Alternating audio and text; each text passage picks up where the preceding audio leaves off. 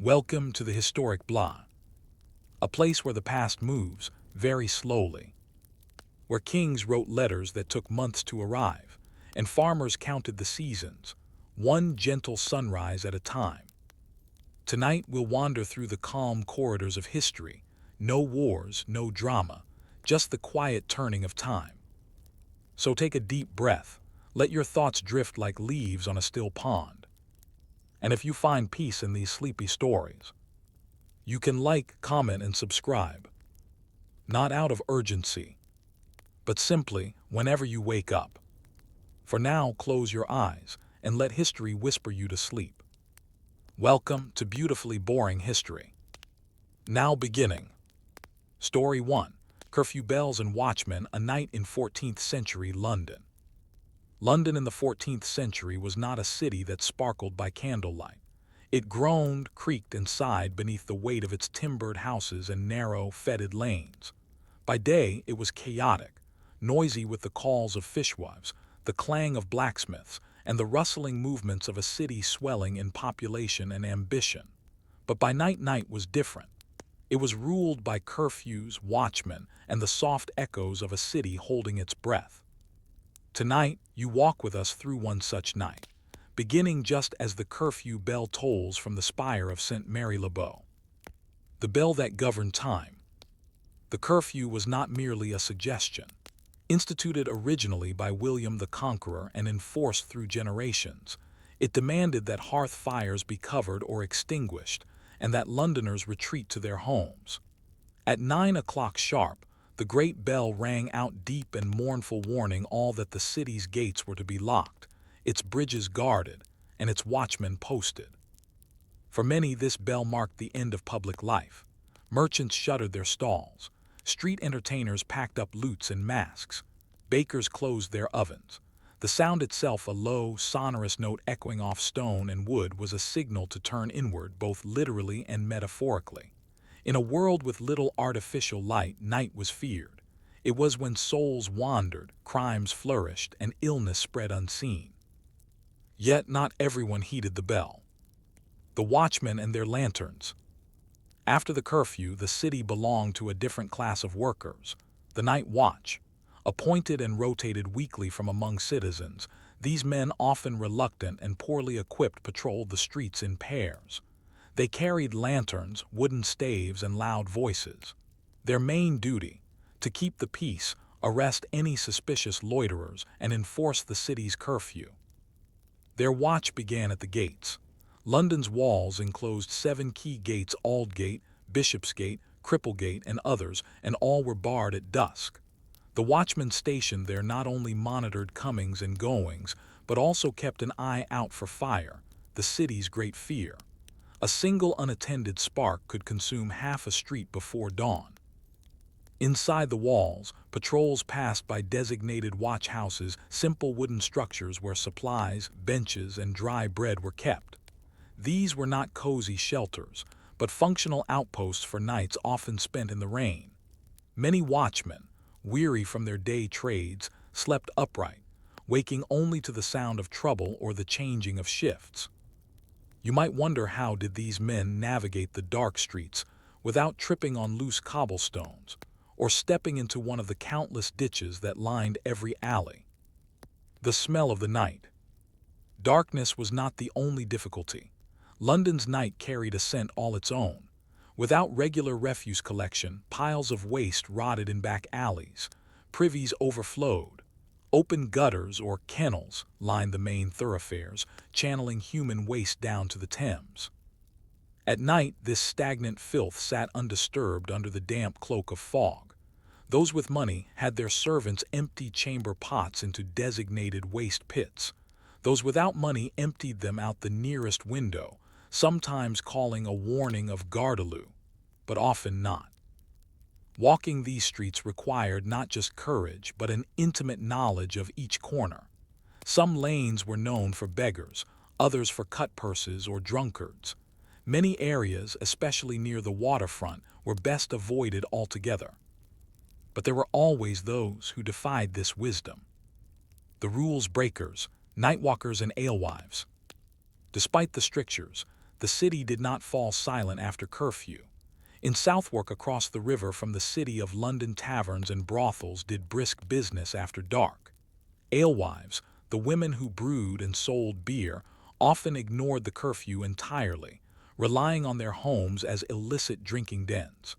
They risked arrest, but many paid informal bribes to be left alone. Then there were the night walkers, a term applied both to suspected criminals and women of disrepute. The city laws permitted watchmen to detain anyone found wandering without good reason. Some were merchants who had traveled late. Others were messengers, herbalists, or midwives called urgently to a birth, but many were not. The records show that these arrests rarely led to justice. Often, the poor were punished harshly while the wealthy simply paid a fine and moved on. In this way, London's curfew became less a rule of law and more a filter of class. Imagine yourself now as one of those night walkers' feet aching from the cobbles, breath held as you pass a watchman's flickering torch. Your excuse is ready, but will he believe you? Or are you one of the unlucky ones? The sounds beneath the silence. Despite the curfew, the city never became truly quiet. The Thames moved ceaselessly. Dogs barked. Church bells tolled for the dying. Somewhere, a woman groaned in labor, attended by a midwife with little more than herbs and linen. Then came the distant call of the watch. 1 o'clock and all's well.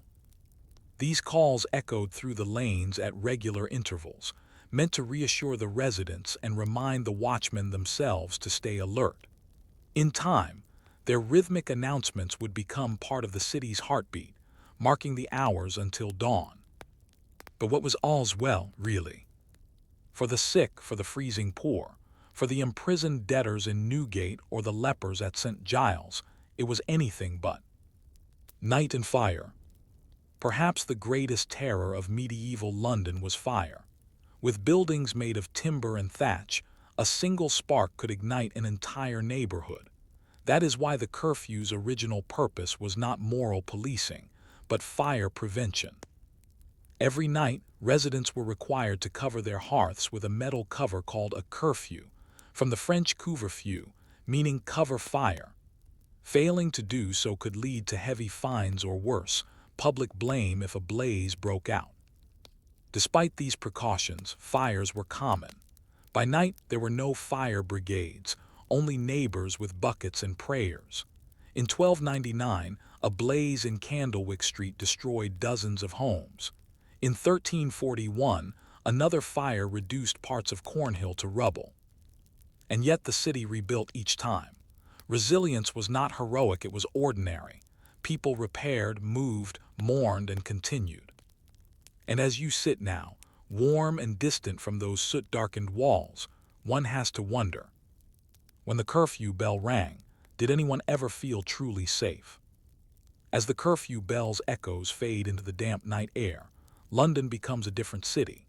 Behind its crooked beams and crumbling stone lies a maze of alleys and inner courts, places rarely visited by day and wholly transformed by night.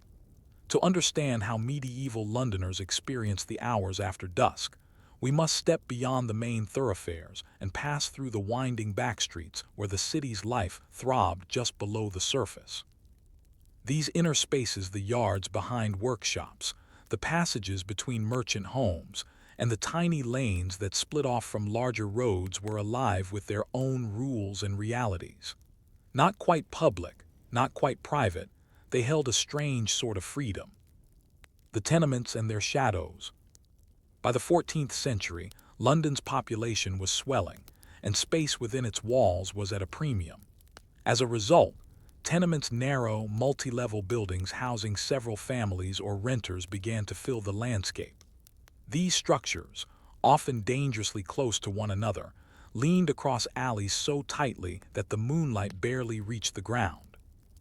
The people who lived here were the working poor, cobblers, tanners, dock workers, and the occasional widow renting a room to survive.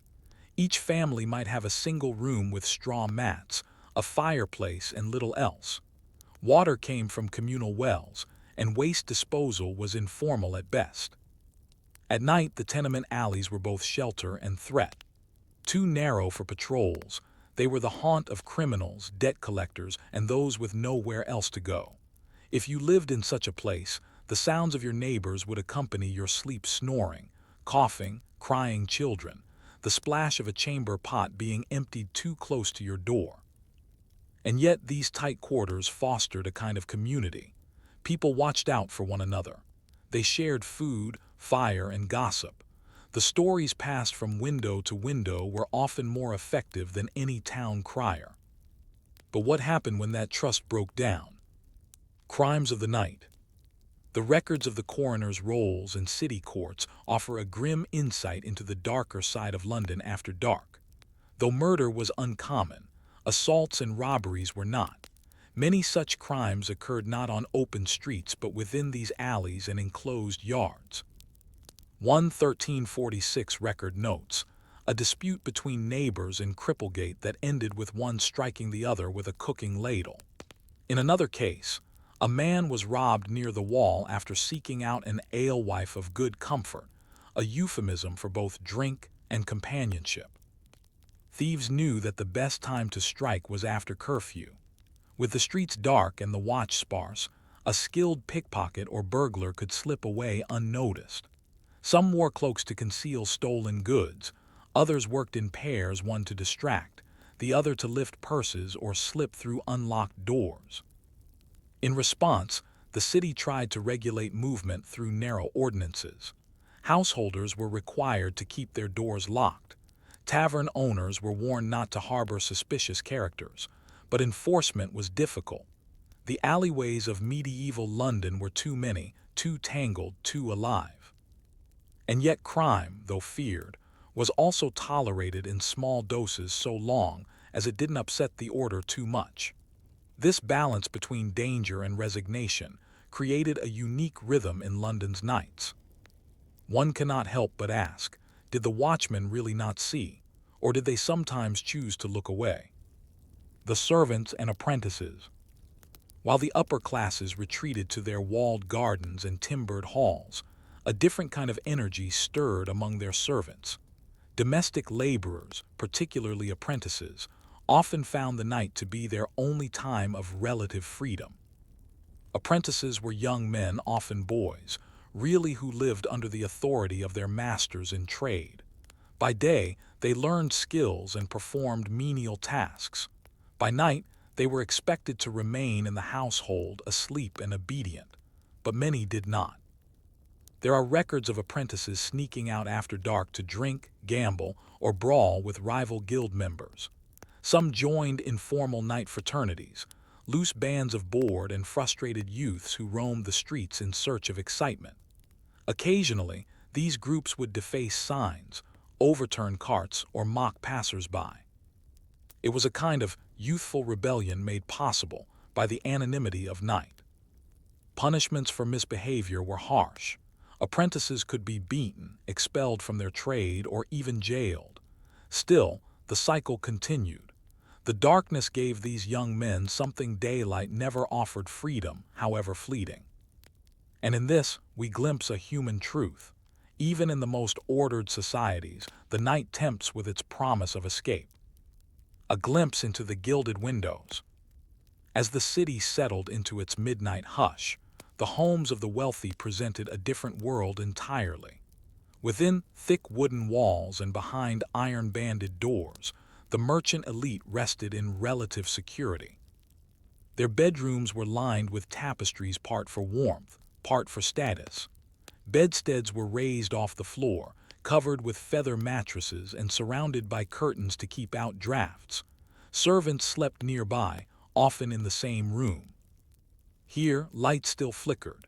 Candles made from beeswax, rare and costly, burned longer and cleaner than the common tallow ones made from animal fat. Their glow lit quiet reading, whispered conversations, or the silent prayers of a wife nursing a child. While the poor feared the knock of a stranger at the door, the rich feared betrayal from within. Servants could steal, apprentices could gossip, and so, even in the most gilded chambers, locks were double-checked and valuables tucked away. One might imagine a wealthy wool merchant lying in bed, listening to the distant cry of a watchman, wondering if the locks on his counting house were sufficient. What separated him from the chaos outside? A wall, a servant, a prayer. The line between safety and danger in medieval London was never as thick as it seemed. The superstitions that shaped the night. Beyond the practical dangers of the night lay the spiritual fears. Medieval Londoners believed that night was when the barrier between the natural and supernatural was weakest. Ghosts were thought to wander, especially those who died violently or without last rites. Witches were said to conduct secret rites under the moon. And illness, that great mystery of the era, was often blamed on evil humors or spirits stirred by moonlight. Charms were common. Some slept with religious relics under their pillows. Others hung sprigs of herbs above doors. Church bells rang at intervals not just to mark time but to ward off malevolent forces. Even the very act of sleep was regarded with caution. Dreams were seen as potential messages, divine or demonic. Nightmares might be warnings. A sense of pressure on the chest while sleeping, what we now call sleep paralysis, was attributed to night hags or spirits. In such a world, closing one's eyes was not just rest, it was an act of faith. Imagine now the breathless hush inside a darkened tenement room. A mother clutches a worn cross. A child stirs in sleep. Outside, a cat yowls. Somewhere in the distance, the Thames splashes against a dock. How did they fall asleep, knowing what the darkness might bring? The darkest hours in medieval London weren't always the quietest. Between 2 and 5 o'clock in the morning, the city entered its final, most vulnerable state before the stirrings of dawn. The watchmen were at their most fatigued. Fires, if they came, often started now. The poor were at their coldest. The sick were at their weakest. And yet this was also when the city slowly began to reawaken, not with fanfare but with the murmurs of survival. This final section follows those hours. From the end of deepest night to the first clang of church bells, when the city resumed its rhythm and life returned to the streets. The bakers and the smoke. Before the rest of London stirred, the bakers were already at work. The city's bread was its lifeblood, dense loaves of maslin, a mixture of wheat and rye, white bread for the rich and black bread for the poor. Baking was a business that demanded the earliest of starts. By 3 in the morning, ovens were being fired, fed with bundles of wood or dried peat. Bakers lived close to danger. The heat of their ovens, combined with the timber frames of the city's homes, made their work a constant fire hazard. That's why city ordinances required them to build their ovens away from main buildings, often in separate hearth houses. You could tell where a baker lived by the smoke trails at dawn. As the rest of the city shivered under blankets, the baker's family stoked fires, mixed dough, and prepared for customers. They had to. If they missed their early morning window, their bread wouldn't be ready for the market. Imagine standing outside one of these homes. The scent of rising yeast mixes with the thick night air. A silhouette moves behind a shutter. A low whistle of air escapes as someone opens the oven door. And somewhere, still miles away, farmers and traders are preparing their carts to bring flour, eggs, and milk into the city. The night was not only a time of endings, it was a time of beginnings too. Midwives and mortality. While bakers worked with dough and fire, others worked with life and death. In the earliest hours, midwives were often summoned. Unlike modern physicians, midwives were not formally trained, but they were trusted pillars of the community, women whose hands had delivered dozens, sometimes hundreds, of children. Their work did not wait for dawn. Births came when they came, and more often than not at night. They arrived armed with a bag of linen cloths, herbal salves, and a worn book of prayers. In some cases, they traveled with a helper or apprentice. Their duties were not only to the mother and child, but to the church. They were expected to baptize newborns in emergencies, should a priest not arrive in time. but childbirth was dangerous. A difficult birth could take hours. A breech position or heavy bleeding might end a mother's life before the first bell rang. In many tenements, the thin walls meant that neighbors could hear it all: the groans, the prayers, the infant's first cry, or silence. A child born under a new moon was considered lucky. One born during a thunderstorm an omen. Superstition and medicine blurred in these moments. You might wonder, did those midwives ever get used to it? Or did they carry every life, every loss in the lines of their hands? The markets begin to hum. Just before dawn, the streets began to shift. Watchmen returned to their posts, relieved or bleary-eyed. Candles were snuffed out. The hum of feet, the first true sound of morning, crept across the cobbles. London's marketplaces, especially Cheapside and Eastcheap, were the center of early morning life. Vendors began arranging their goods long before the city fully woke. Fishwives unpacked salted cod and smoked eel. Butchers hauled in cuts wrapped in cloth. Vegetable sellers arrived with turnips, onions, and leafy greens grown outside the city walls. It wasn't glamorous work. The streets were still cold and sometimes muddy. Bargaining was loud and direct, and yet it was essential. This was how the city fed itself. Women dominated these morning markets. Often overlooked in records, they carried the weight of daily trade. Some were single, others widowed, many illiterate, but they knew how to run a stall, haggle for a better price, and spot a spoiled apple from 5 feet away. There is a kind of nobility in that quiet commerce, a kind of dignity in the hands that sort grain, cut cheese, and fill baskets before the sun even rises. The bell of St. Mary-le-Bow, dawn. And then, just as the sky began to lighten in the east, the first bell rang again. St. Mary-le-Bow's peal was the signal that the city's official day could begin. It was not just a time signal, it was a declaration. The watchmen were relieved. The gates could open. Business could commence.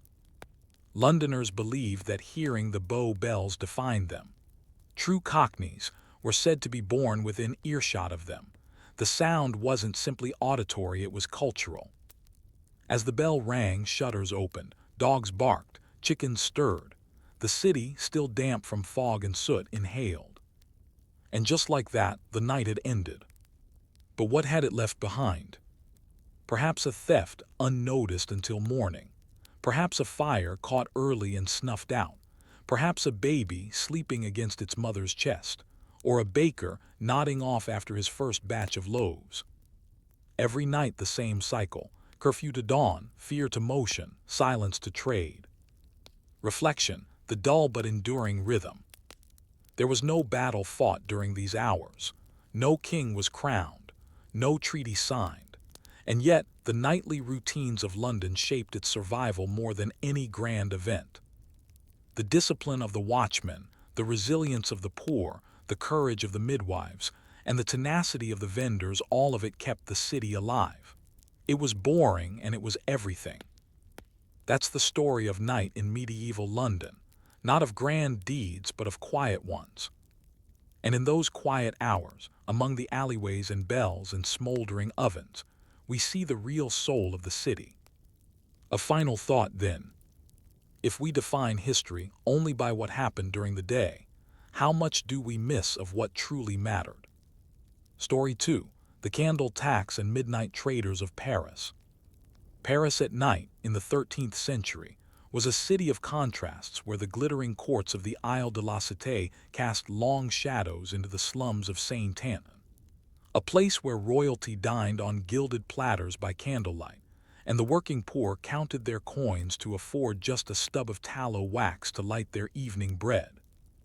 By day, the streets were crowded with markets and monastic chants, horse carts and chimney smoke.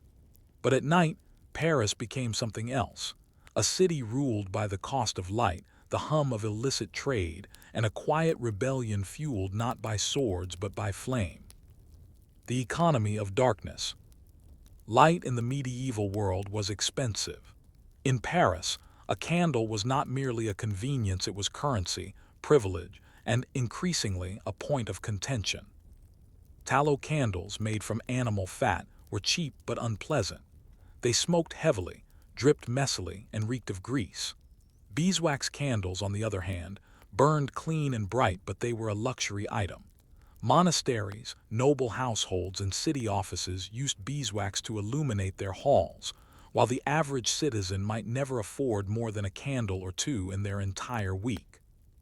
By the 1260s, as Paris grew in population and commerce, city officials introduced a new method of tax collection. One such levy targeted candles themselves, particularly those used after dark in places of business. This candle tax wasn't called that officially. It was disguised among broader taxes on guild activity, lighting regulations, and security measures. But its effect was clear. The more you lit your shop or stall after dark, the more you paid. And so, a curious economic pressure emerged. To work after dark was to pay for the privilege of visibility. To sell bread or cloth by candlelight was to risk inspection, penalty, or worse. As a result, many traders were pushed underground, quite literally. The rise of the midnight traders.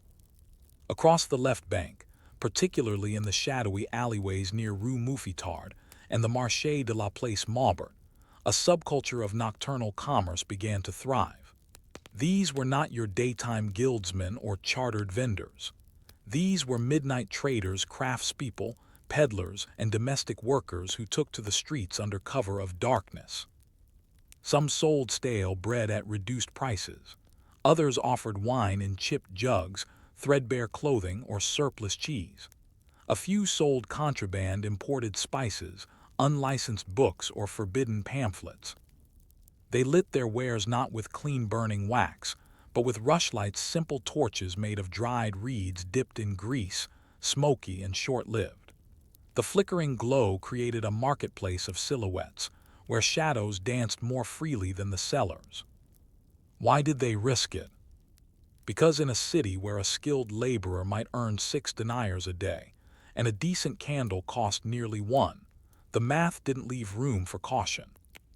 The candle inspectors of the Hôtel de Ville. To enforce lighting regulations and the associated taxes, the city of Paris employed candle inspectors. These were minor officials operating under the aegis of the Hôtel de Ville, the city's central administration. Their job was to patrol districts after curfew, identifying illicit commercial lighting. They carried ledgers, not lanterns, and fines were levied on the spot. In some cases, they demanded that candles be extinguished. In others, especially with wealthier offenders, they accepted bribes. For the poor, justice was more swift confiscation, public scolding, or referral to city constables. Records show that in a single month of 1282, inspectors fined over 140 merchants in the Latin Quarter alone for unauthorized illumination. The irony was not lost on anyone. Paris, the city of light, penalized its citizens for lighting their way. As a result, many midnight traders adopted tactics to avoid detection. Using multiple rushlights instead of candles, which burned faster but were not subject to the same tax. Hanging opaque cloths over stall openings to block interior light. Operating in small rotating groups, setting up in one alley for only an hour before moving on. This makeshift system created a kind of secret economy. Word spread mouth to mouth. A widow might trade her remaining buttons for a hunk of bread. A carpenter could swap a half-finished stool leg for a few ounces of goat cheese. All done quietly, all done in defiance. You might ask, if this underground world was so large, how did the authorities not crush it entirely? The answer lies, as always, in class, politics, and the blurry edge between legal and tolerated behavior. The church, the courts, and the candlelit mass. While city officials sought to control commerce and enforce curfews, the church continued to operate by its own rules. Nighttime services, vigils, and masses were frequent events, particularly in monasteries and cathedral chapters. These events, illuminated by great chandeliers of wax candles, were ostentatious displays of divine wealth. Light was seen as spiritual purity, and the church spared no expense in producing it. This, naturally, did not go unnoticed by the laity.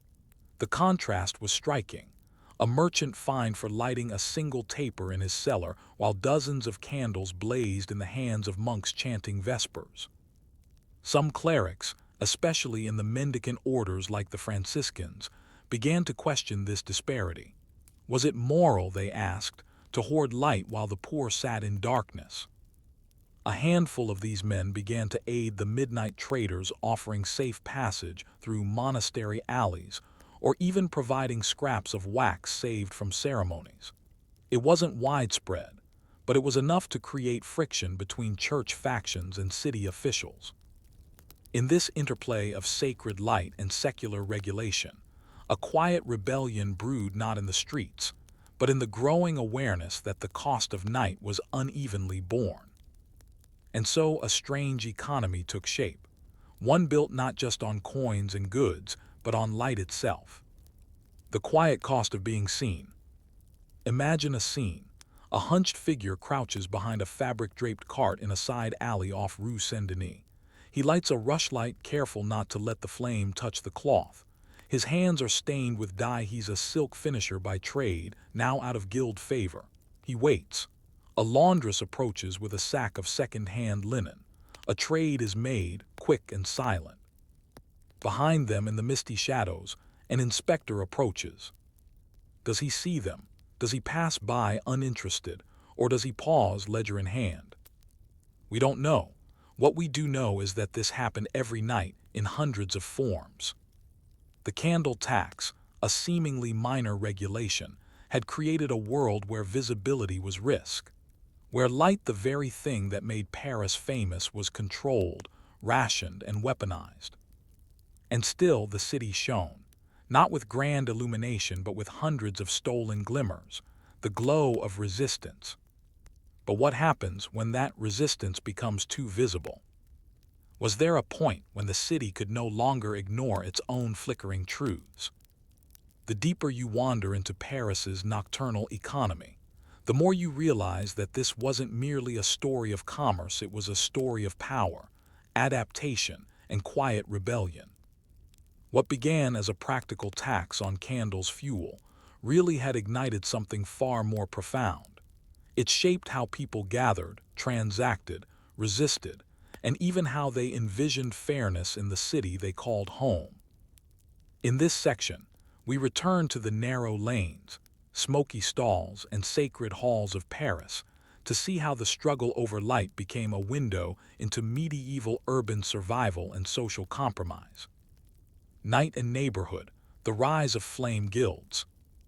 In the wake of mounting enforcement, a new kind of association began to form, not officially sanctioned guilds like the butchers or cordwainers, but informal, localized collectives of tradespeople and laborers organizing around nighttime commerce. Historians now call these loose groupings flame guilds, though the term was never used at the time. These networks operated almost entirely after dark and rarely in the same place twice. Their members included women selling leftover market goods, cobblers repairing shoes after their official workday, young men hawking homemade candles, often from leftover tallow, and even scribes offering to write or read documents for the illiterate by lantern light. They didn't wear official livery or mark their stalls. Instead, they communicated by signal, often with the type or color of candle used at a particular location. A tall, narrow rushlight might mean fresh bread. A flickering beeswax stub meant a midwife was available. 2 low-burning tapers indicated a scribe. These symbols were practical, visual, and importantly not written down. That made them harder to regulate and impossible to prosecute. They also gave these traders a new kind of identity. They weren't just people trying to make ends meet. They were part of something invisible yet felt. And what did the city do in response? Policing the glow, the tax reforms of 1291. As midnight trade flourished, the candle tax became a point of increasing tension. Complaints reached the office of the Prévôt de Paris, the chief administrator of the city. Some wealthy merchants claimed unfair competition. Church authorities began to murmur about the unsanctioned marketplaces of sin. And the city's guards, they were growing tired of chasing traders through alleyways night after night. In 1291, the city enacted a restructured version of the tax. It offered a licensing system. For a set annual fee, select traders could operate after dark without further penalty so long as they used approved lighting methods and registered with their local parish. On the surface, it was a compromise, but in practice, it favored the wealthy. Only those with enough upfront coin could afford the new license. Those who couldn't, many of whom had only recently found their footing in night commerce, were pushed further to the margins. The flame guilds didn't disappear, but they became quieter, more itinerant, and increasingly defiant. One document from 1293 details a raid on a small midnight cloth market near Saint-Germain-des-Prés. The city's guards arrived to find the area deserted except for several extinguished candles and a series of chalk marks on the walls. The guards couldn't decipher the symbols. But the next night the market had moved 3 streets over. Business resumed. The message was clear. The city could chase the light, but it couldn't extinguish it. Wax and words, the chronicles of Jean Le Chandel. Amidst all this, one man began to document what others would not. Jean Le Chandel, a minor notary and failed cleric, lived in the Rue Saint-Martin quarter and earned a modest living by writing letters and contracts for illiterate citizens. What made Jean different, though, was that he kept a personal journal unusual for a man of his station. In his parchment pages, we find first-hand accounts of the midnight economy, trades he witnessed, snippets of overheard conversations, and even simple sketches of candle setups used to disguise illegal trade. One entry reads, "Saw again the woman who sells meat broth under the bridge at Notre Dame. She lights a wick in a bowl of oil, places it in a tin pot to hide the glow, charges 1 denier for broth, 2 for silence."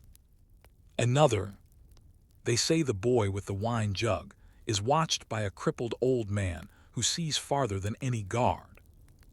Jean's journal wasn't meant for public reading, but its detail paints a human picture of the cleverness, warmth, and desperation behind the flickering lights of night Paris. His pages don't romanticize. He records fights, betrayals, and even fatal arrests. But again and again, he returns to a single word: besoin need. People weren't trading by candlelight out of rebellion, but necessity. And this observation, quiet but profound, raises questions. If law does not serve those in need, whose law is it? Clerics and contraband. While the flame guilds carved out their nocturnal networks, some surprising figures began to cross the line between authority and assistance. Minor clerics. Not all clergy lived behind cathedral walls. Many lower-ranking monks and lay brothers lived among the people, moving through markets and taverns just like anyone else. And a few began to assist the midnight traders, sometimes for money, sometimes for food, and sometimes out of conviction.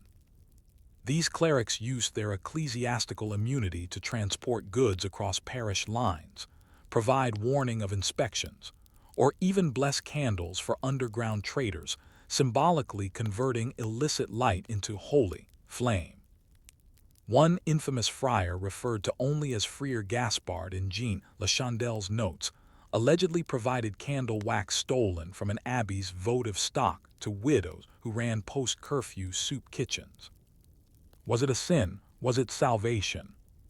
The lines blurred, as they so often did in medieval life. The night as a social equalizer. There's a strange truth about night in the medieval city. It flattened distinctions. In the darkness, the poor and rich walked the same cobblestones. The gleam of gold was hidden beneath cloaks. The pride of guilds was useless without light. Night did not erase inequality, but it made it harder to see. And in that obscurity, new possibilities bloomed. An apprentice might trade directly with a noble servant. A priest might sit beside a peddler. A thief might repent beside a trader. It was a fleeting inversion of the day's rigid order. But daylight always returned, and with it structure, hierarchy, and enforcement. Still, night gave a taste of what could be a candle-lit vision of a different Paris. And so we must ask, could a flicker of light in a dark alleyway be more revolutionary than 1,000 proclamations from the Hôtel de Ville? As dawn approached and the sleepy bells of Paris began their slow toll from distant steeples, the flickers of the midnight markets began to dim. Not all at once, never all at once, but gradually, like the flame of a guttering candle. The city would soon stir again, with its guild halls, markets, courts, and congregations. But the echoes of the night would linger in soot smudges on a stone wall, in the faint scent of tallow in the air, in the bread still warm from a secret sale. And behind these remnants remained the lives of those who risked everything for the right to survive after dark. This final section follows the quiet culmination of Paris's nocturnal economy, the conflicts, the reforms, and the lingering question of what it meant to control light in a world still so dependent on shadows. The crackdown of 1303, a city divided by flame. In the early spring of 1303, tensions surrounding nighttime trade reached their peak. Several major incidents involving fire, including a blaze in the Rue de la Harpe that destroyed 6 homes, were blamed on illegal candle usage. City authorities responded harshly. New proclamations banned all unsanctioned lighting after sundown. Even licensed traders were now required to close an hour before curfew. Candle inspectors were given more power.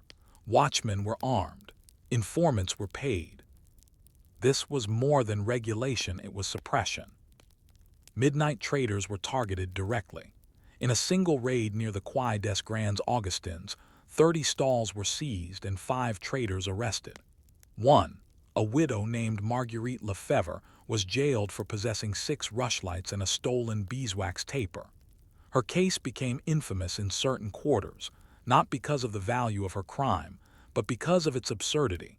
The total goods seized were worth less than 2 sous. The people noticed. The crackdown bred resentment, not compliance. And in quiet ways, the city pushed back. The quiet turn, resistance in ritual. Paris had long lived under the thumb of rules, royal edicts, guild laws, clerical doctrine, but in response to the new restrictions, acts of subtle defiance began to spread. Households began placing candles in windows again, sometimes with small slips of parchment that read, "Poor Marguerite." Clerics in poor parishes stopped reporting unlicensed light use. Bakers offered stale bread at midnight in exchange for rushlights.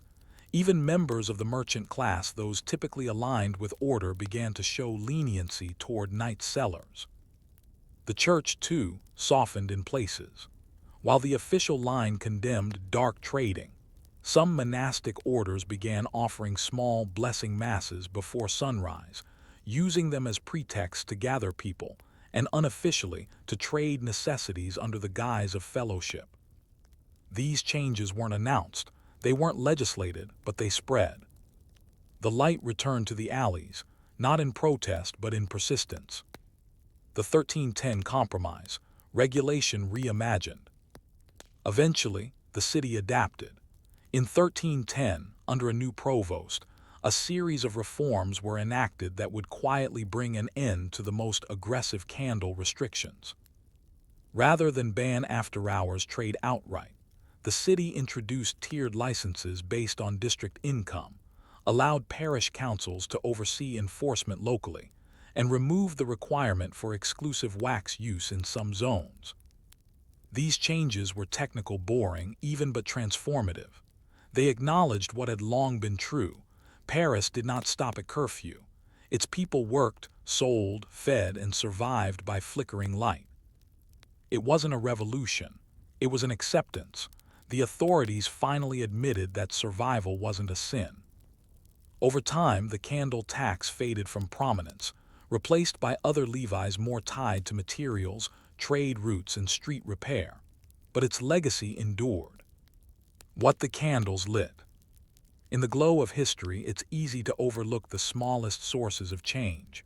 A candle is humble, a rushlight even more so. But in medieval Paris, these objects were the center of struggle. They revealed the fragility of imposed order, the tension between governance and necessity. And above all, they highlighted the creativity of ordinary people who worked within and around the limits placed on their lives. From the flame guilds to the cloaked scribes, from the midnight broth sellers to the notaries scribbling by taper, these Parisians didn't seek to overthrow the system.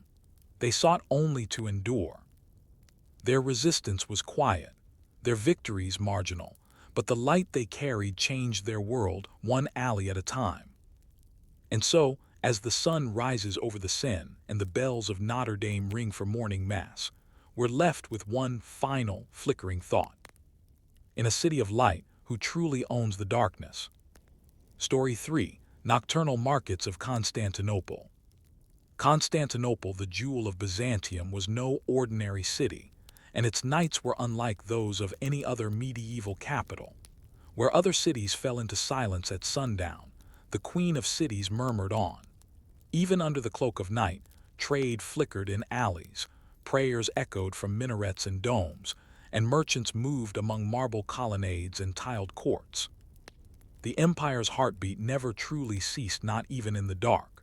But to understand Constantinople's nocturnal markets, you must step into a world lit by oil lamps and filled with a strange blend of law, faith, secrecy, and necessity. A city that slept lightly. By the 10th century, Constantinople was a city of over 400,000 people, a cosmopolitan metropolis of Greeks, Armenians, Jews, Slavs, Syrians, and Arabs. It was a hub of trade, religion, diplomacy, and empire. Its day markets were bustling, especially around the Forum of Constantine, the Mies Middle Street, and the harbor of Caesarea. But these were only part of the city's economy.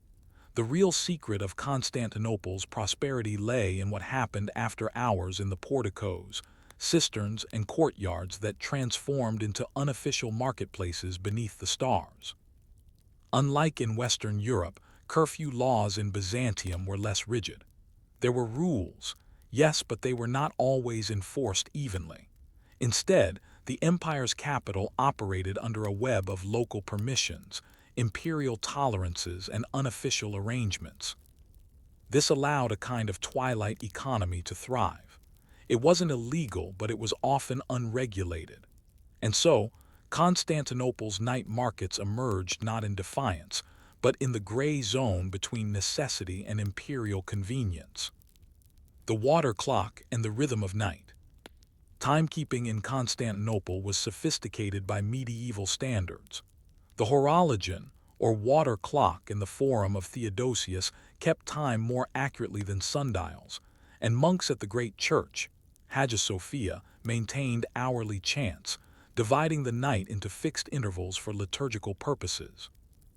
This structure allowed night markets to operate with surprising regularity. Sellers knew, when the third hour of the night arrived, it was time for the spice traders to open small side stalls near the Niorian harbor. At the 6th hour, bakers at Chalk Gate began offering leftover loaves. At the 8th hour, just before dawn, fresh herbs and fish began appearing again in the markets near the Golden Horn. But these weren't chaotic affairs. They were carefully choreographed, albeit informally, a candle-lit economy humming behind the scenes of imperial order. Who bought at such times? Sailors returning late from docking ships. Night guards seeking meals before or after their rounds.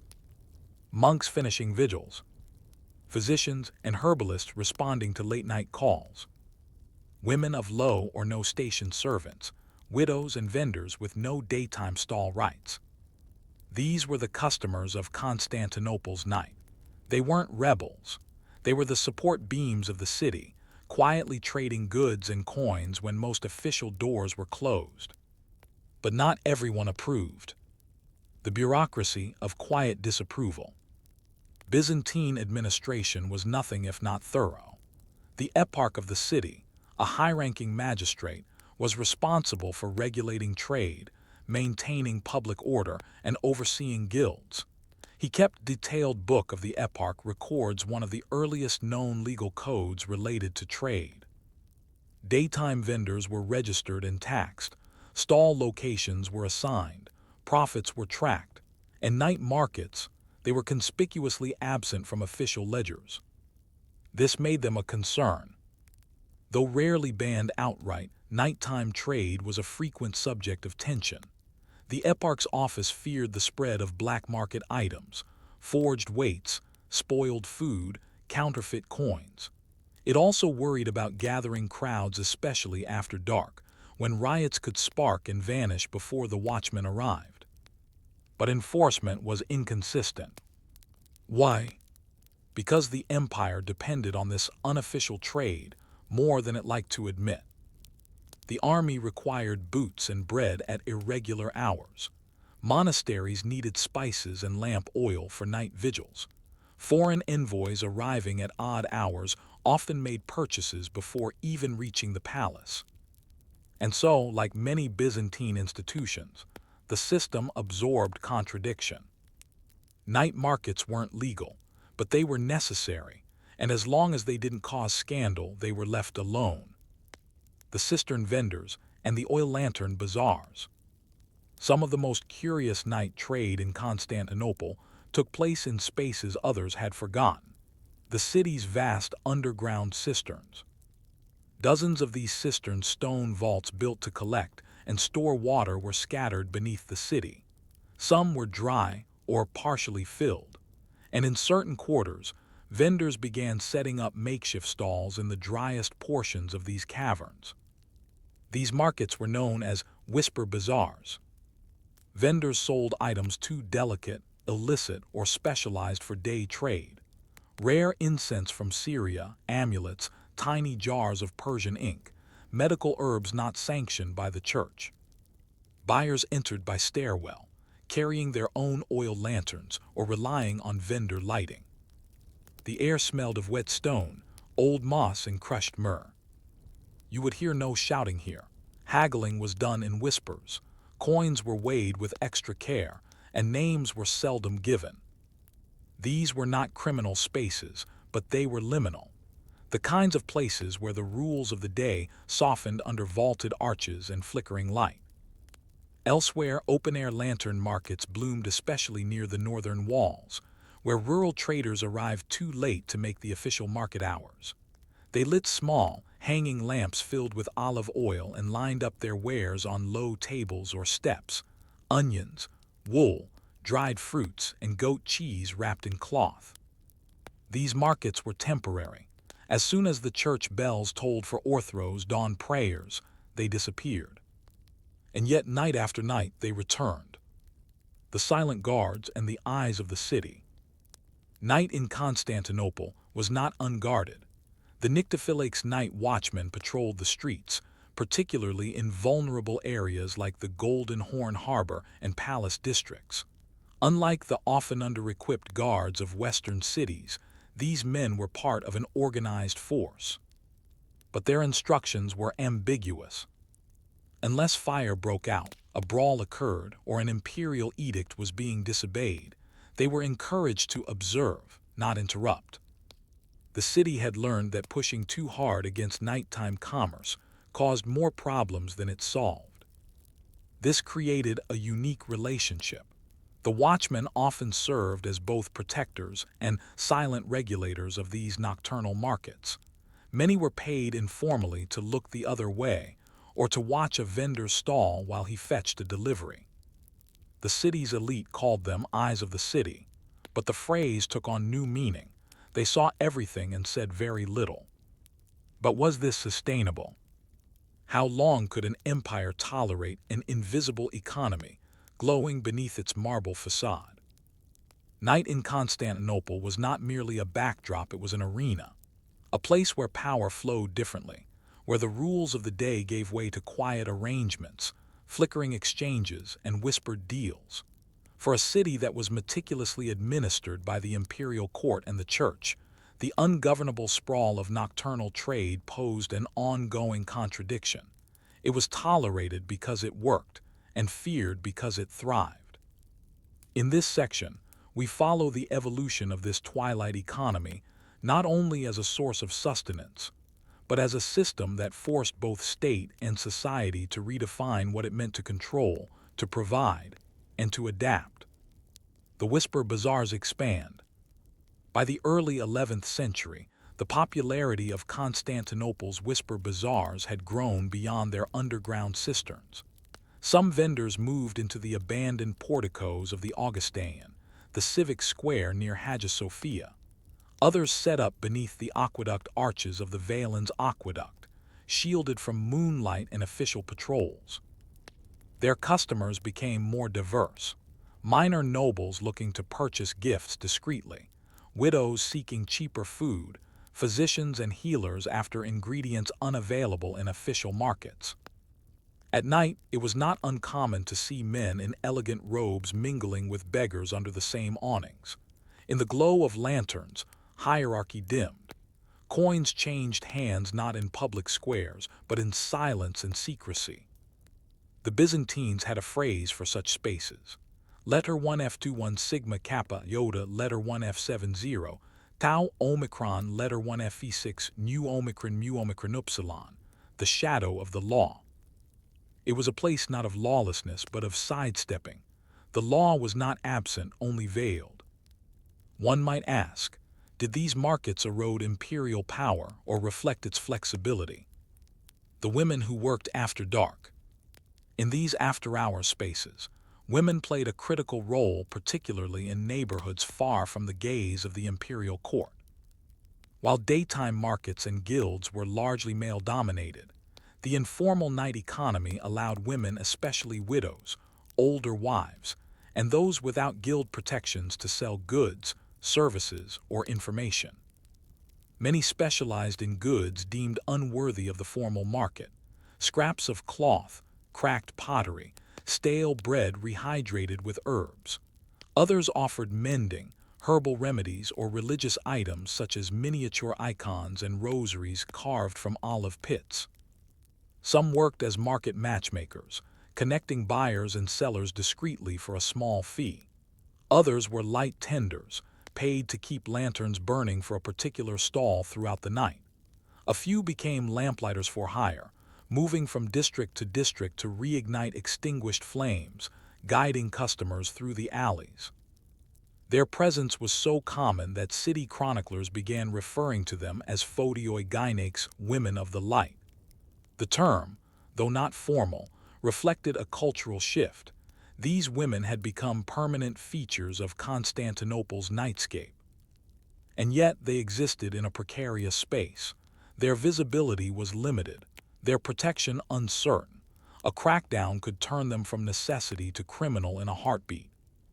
Still they endured, because someone always needed a small loaf, a patched tunic, or a guiding flame at midnight. The Church's luminous dilemma. The Byzantine Church was no passive observer of the night.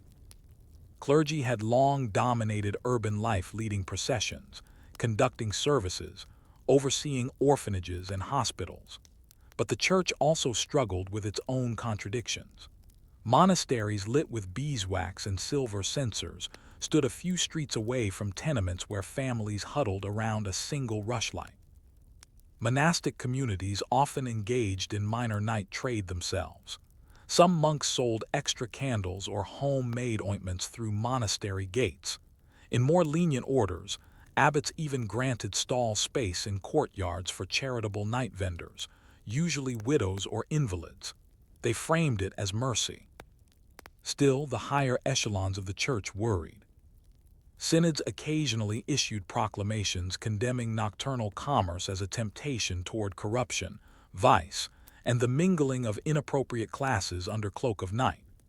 A few bishops lobbied the eparch to tighten controls, citing moral pollution. And yet, in private, those same bishops benefited from late-night access to certain goods, rare inks, foreign spices, or food deliveries for visiting dignitaries. It was not hypocrisy, they claimed, but exception. The knight-like doctrine made room for nuance. A crisis of flame, the fire of 1043. The uneasy tolerance toward night markets suffered a major setback in 1043 when a fire broke out near the Forum of Arcadius. Though the details are hazy, chroniclers agree the blaze began in a candle stall left unattended in the early morning hours. The fire consumed several wooden homes and damaged nearby porticos. Over a dozen people died. While such fires were not uncommon, this one was different. It had originated in a known night market zone. Public outrage followed. The eparch suspended all-night trading activity citywide for 15 days. Watch patrols doubled. Whisper bazaars were forcibly dismantled, their wares confiscated. The message was clear: the empire had tolerated long enough. But within a month, the night trade returned. Not defiantly, but naturally, because the systems it supported had no alternative. Imperial recalibration, the decree of Alexios I. Nearly 50 years later, Emperor Alexios I Komnenos, a skilled reformer, issued an administrative decree that addressed the issue of night commerce head-on. The decree authorized specific districts for after-hours trade, including parts of the Mies and Blascherny, required the use of approved lantern types with enclosed flames, created a registry for night vendors, including widows and artisans, established an imperial tax office specifically for nocturnal transactions, known as the Lamplight Registry.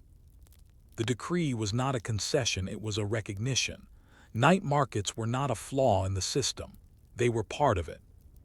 With this shift, Constantinople became one of the first medieval cities to formally integrate after-hours trade into state policy.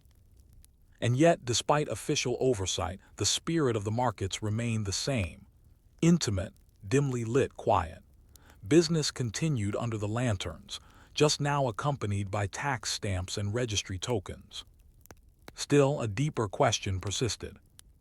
Could a system born in the shadows ever truly belong in the light? As Constantinople entered the high medieval period, its character as a city of contradiction became more visible than ever. It was the heart of a Christian empire governed by imperial law and sacred ritual. Yet pulsing beneath its marble streets and golden mosaics was a city alive with improvisation, resilience, and shadow economies. In this final section, we return to the nocturnal markets not merely as economic spaces, but as reflections of the broader Byzantine world where every act of buying, selling, or lighting a lamp was also an act of navigating power, identity, and survival. A city lit from below.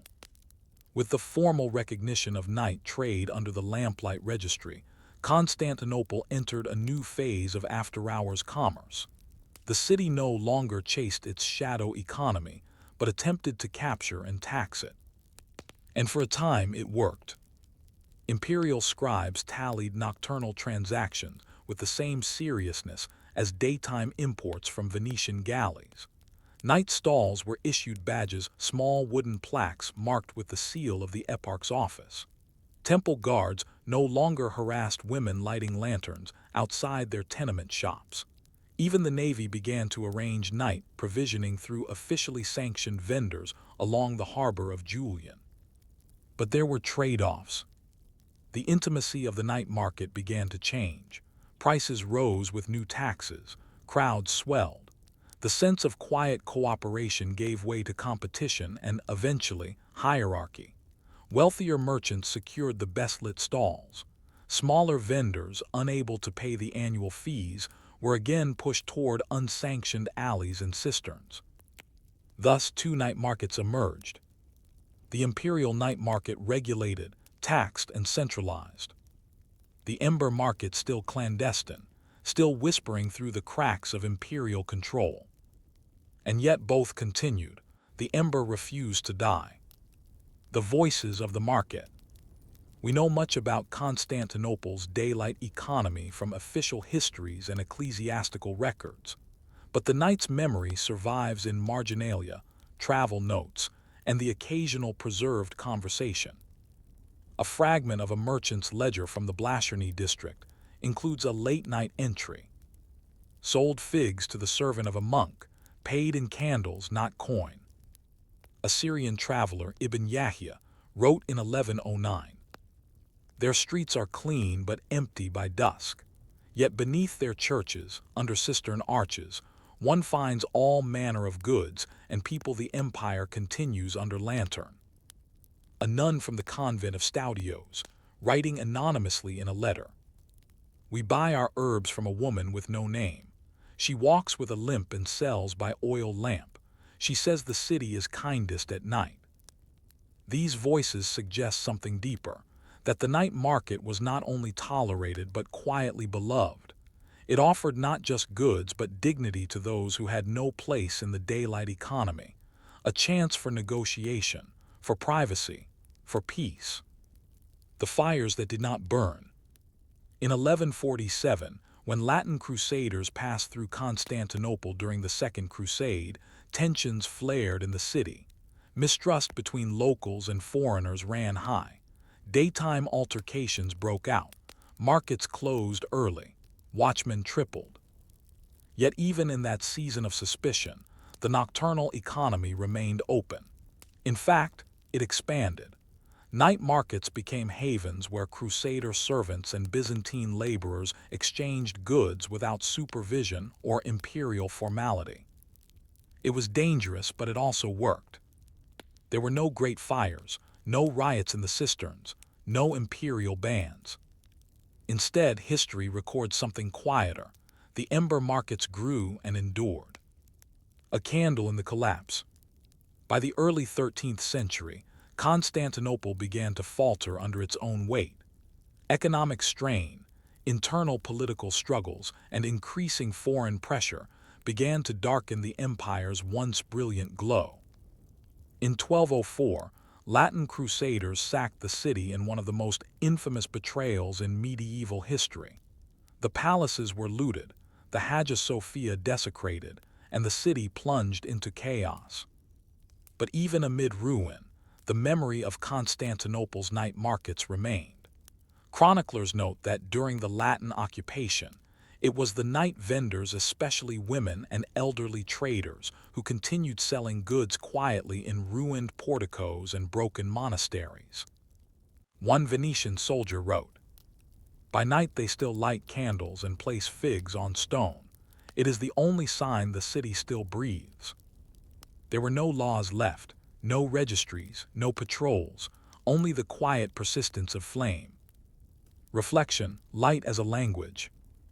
In the end, Constantinople's nocturnal markets tell a story not just of trade, but of meaning. Light was more than illumination, it was permission. Flame was more than fire, it was agency. The whisper markets were more than commerce, they were community. They showed that even under empire, even under regulation or ruin, people find ways to gather, to exchange, and to glow in the dark. A modern city may have streetlights, 24-hour shops, and endless transactions. But in Constantinople, it was the act of lighting a lantern that said, "We are still here." So we close with a final question. When the empire falls silent, will its last voice be a bell or a flame? Story 4. Alehouses and Quiet Rebellions in York. As the sun sets over the low stone walls and timbered buildings of 14th century York, the scent of malted barley drifts into the streets. Inside small, smoky rooms tucked behind crooked doors and thatched roofs, locals raise earthenware mugs, speak in hushed tones, and wait for the city to sleep. These are the alehouses, humble places of warmth, drink, gossip, and sometimes quiet resistance. They were more than dens of iniquity or merriment. They were the nervous system of a city holding together beneath the pressures of taxation, royal intrusion, and social change. This is the story of how York's alehouses, often ignored by chroniclers, became crucibles of both community survival and silent rebellion. The city at the edge. York was no ordinary English city. Located in the north, it held strategic importance not just militarily but socially and politically. It was the seat of the Archbishop of York, second only to Canterbury in ecclesiastical power, and home to a busy river port, merchant guilds, religious houses, and civic government. But it was also a frontier. War with Scotland loomed to the north. Famine and plague had left scars. Tensions between townsfolk, the church, and the crown simmered just below the surface. By day, the markets of Coppergate and Pavement bustled with tanners, clothmakers, and fishwives. But by night, the mood changed. The streets thinned, the gates closed, and behind shuttered doors in the corners of tenements and workshops, alehouses flickered to life. These weren't pubs in the modern sense. They were private homes serving drink, often run by women alewives who brewed small batches of ale in their kitchens and sold them for a few pennies a pot. They hung a sign, usually a broom or bush, outside their door to show their ale was fresh. No licenses, no neon lights, just word of mouth and the clink of coins. But why did so many people crowd into these dim rooms night after night? Ale, the daily drink of the poor. In medieval York, ale wasn't a luxury, it was necessity. Water, especially in the warmer months, was often unsafe. The Ouse and Foss rivers were polluted with refuse and runoff. Boiling water for tea or broth took time and fuel. Ale, however, was boiled during brewing, fermented, and relatively safe. It was also nourishing. Stronger than water but weaker than modern beer, it provided calories in the form of malt sugars and could be thick enough to double as a meal. Everyone drank ale: children, laborers, monks, merchants. It was part of daily life, but not everyone could afford to brew it. Enter the alewife.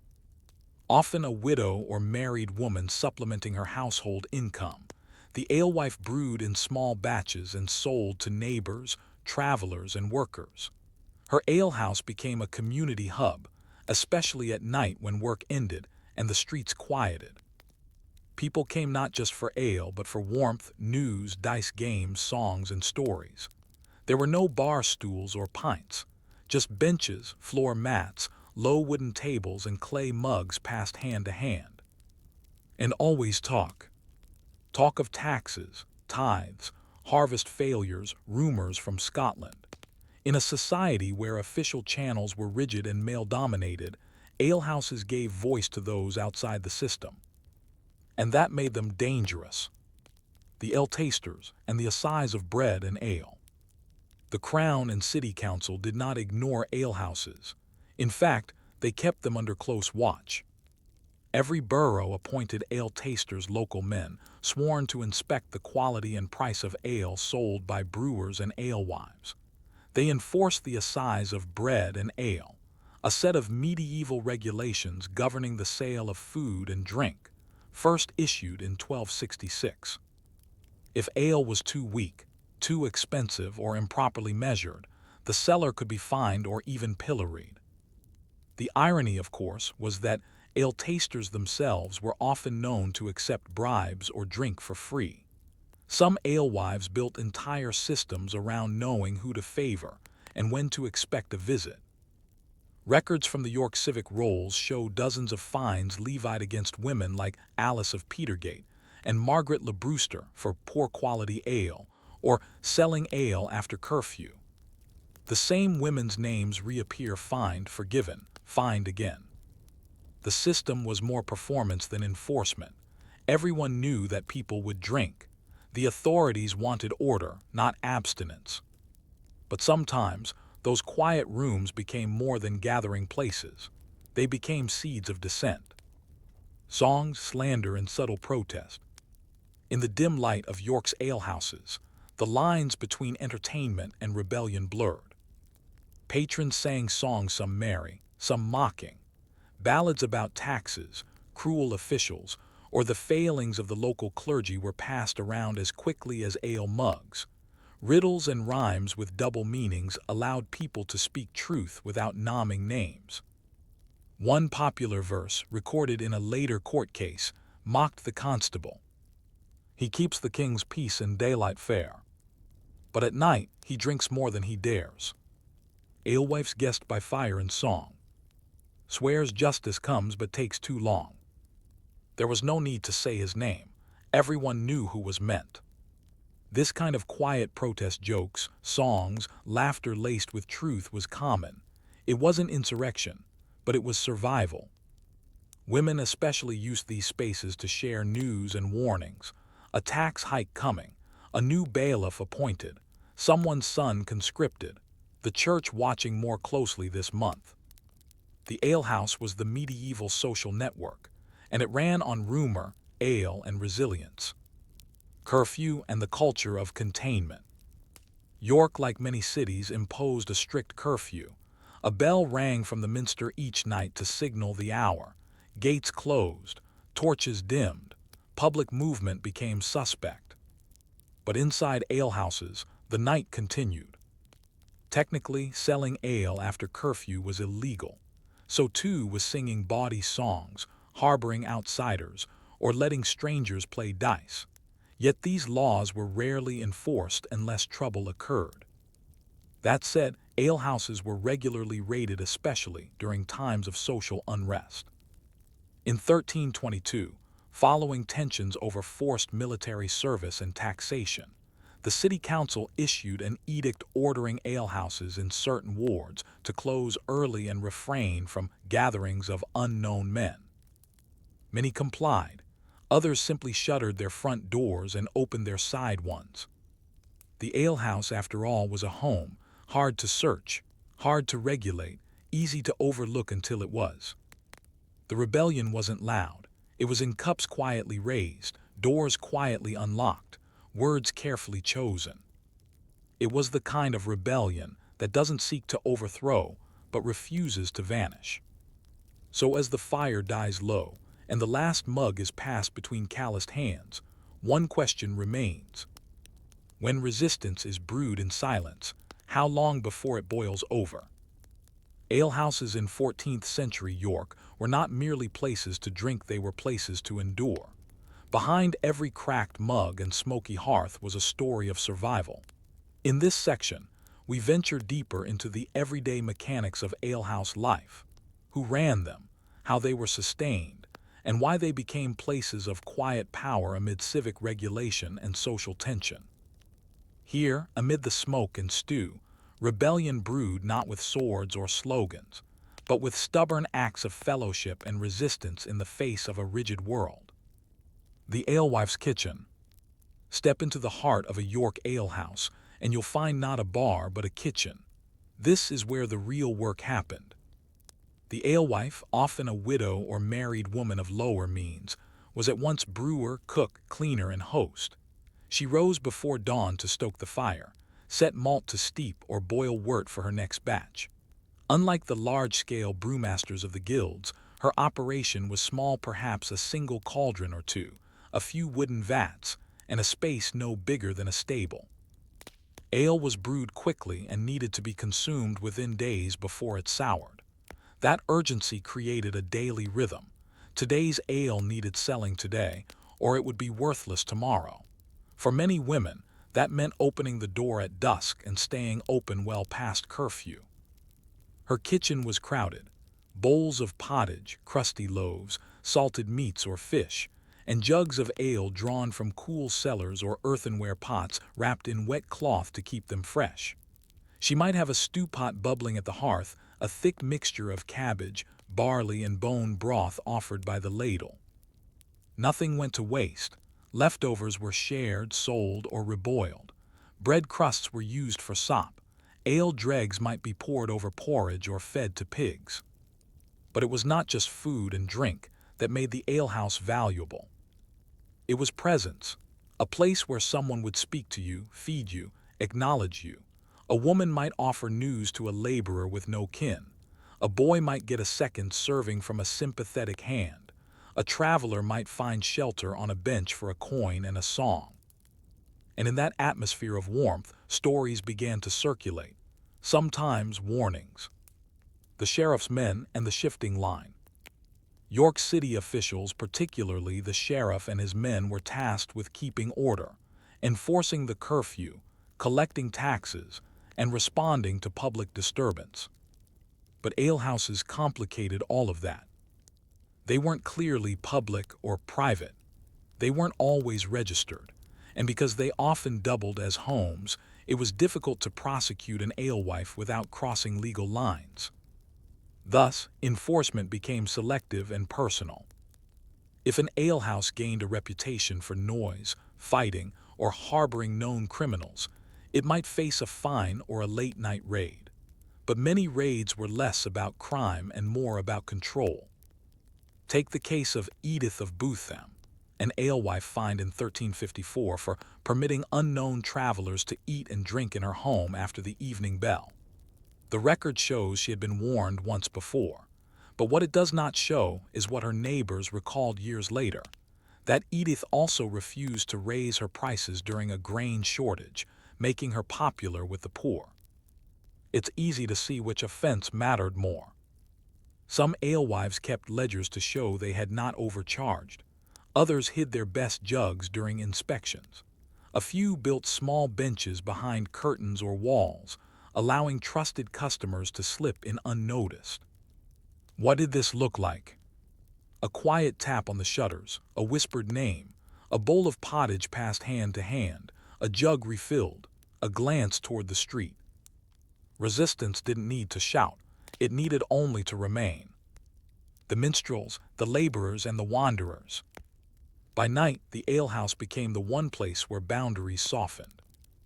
In daylight, York was strictly divided: guildsmen in their halls, monks in their cloisters, women in their households, and beggars on the fringe. But in the low light of an alehouse, those lines blurred. Minstrels and storytellers traveled from alehouse to alehouse, exchanging news and entertainment for food or drink.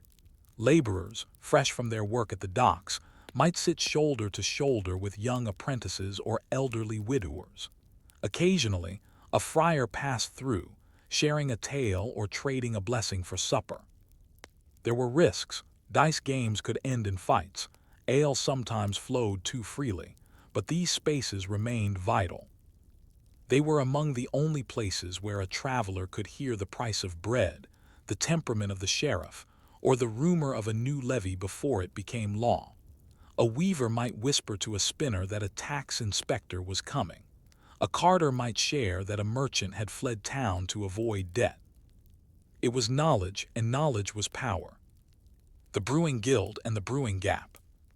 As brewing grew more profitable, tensions rose between independent alewives and the formal Brewers' Guild. The guild, dominated by men, sought to limit unregulated competition. They argued that unlicensed alehouses hurt quality, evaded taxes, and fostered disorder. But alewives pushed back. They argued that small-scale brewing was a necessity for women without other income. It was one of the few trades women could enter without formal education, apprenticeship, or land. Some banded together, forming loose associations to defend one another in court or petition the city council. A famous example came in 1371, when a group of 12 alewives from York's Walmgate district presented a petition protesting the guild's attempt to limit homebrew sales. Their plea was simple: let us keep our pots and our peace. We harm no man and feed those who have little. They didn't win official rights, but the council quietly tabled the guild's request. The alewives remained. Between fire and frost. York's winters were long, and its tenements often damp and cold. Alehouses offered warmth, literal and social, a place to thaw one's hands, to be seen, to feel the heat of the fire and the hearth. But in times of frost, they became more than comfort. They became refuge. After the harsh winter of 1363, records show a rise in unauthorized lodging, charges alewives sheltering strangers or offering floor space to the homeless. Technically illegal, practically merciful. and behind every such act a quiet defiance. The law said no, but the alewife said yes. The city could tax, regulate, threaten, but it could not extinguish what the alehouse meant to the people who needed it most.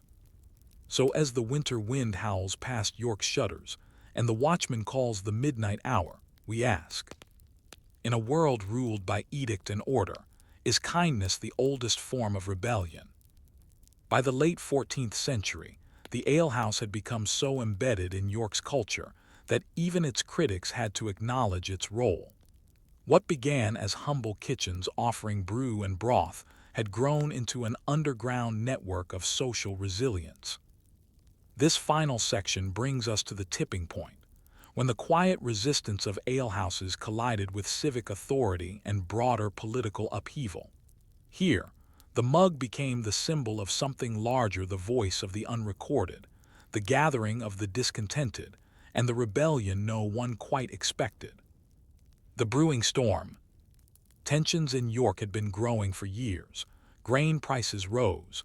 Guilds grew more powerful and more exclusive. Royal taxes increased to fund wars the townsfolk had little say in. The crown demanded military service. Local sheriffs collected levies, and plague returned again in waves. Within the city, working families felt squeezed. Artisans without guild membership struggled to earn. Women's roles were further restricted. Meanwhile, the alehouses remained places of refuge but also of frustration.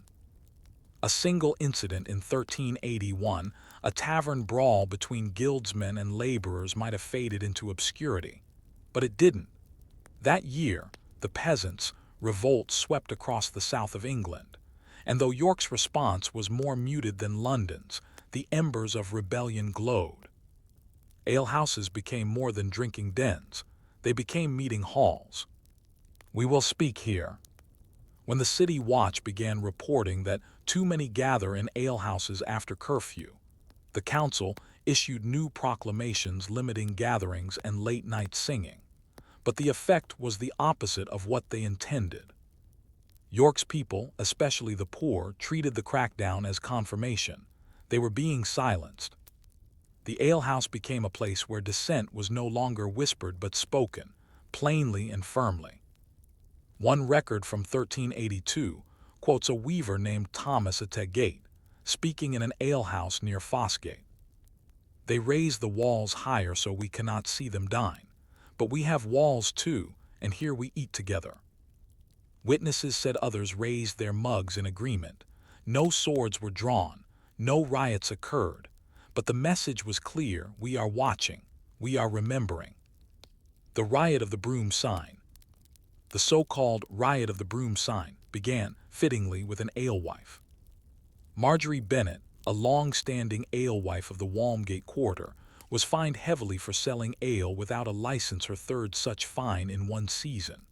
But this time, rather than removing her trade sign, a broom tied above her door, she added another, a second broom dyed with black soot. Locals took it as a signal. That night a crowd gathered, not a mob but a convergence. Men and women came to her home, drank her ale, sang protest songs, and spoke openly of city misrule. No violence occurred, but the next day city officials arrived to find the broom signs replicated on 5 nearby doors. This spontaneous act was not planned. It was communal, instinctive, and symbolic. The council punished no one. Likely they feared escalation, but the message had been sent: you can tax our mugs but not our voices. The long quiet. In the years that followed, York changed. The city expanded. Markets grew. The brewing guild gained dominance, and many alewives were forced to join or cease operation. Curfew laws were more strictly enforced. The informal alehouse began to fade, slowly replaced by official taverns and inns with licenses, signage, and fixed prices. Yet something remained beneath the new order. Women still brewed at home and offered ale to neighbors. Laborers still gathered after dusk to share drink and song. Laughter still rose behind shuttered doors. The alehouse may have been reshaped by law, but it was never erased. it simply adapted. And in the oral traditions of York's lower wards, stories endured, of Marjorie and her soot-black broom, of Thomas the Weaver, of the songs sung when no officials were listening. These weren't grand tales of revolution, but they were stories of survival. Reflection, rebellion in the ordinary. What did the alehouse teach us? That in a society shaped by decrees, the most enduring acts of protest often come in the form of gathering, of refusing isolation, of sharing food, drink, and truth even in small, smoky corners. The alewife's hearth offered more than warmth, it offered belonging. And perhaps that is why they were feared, not because they served ale, but because they served each other. So we leave with this final question.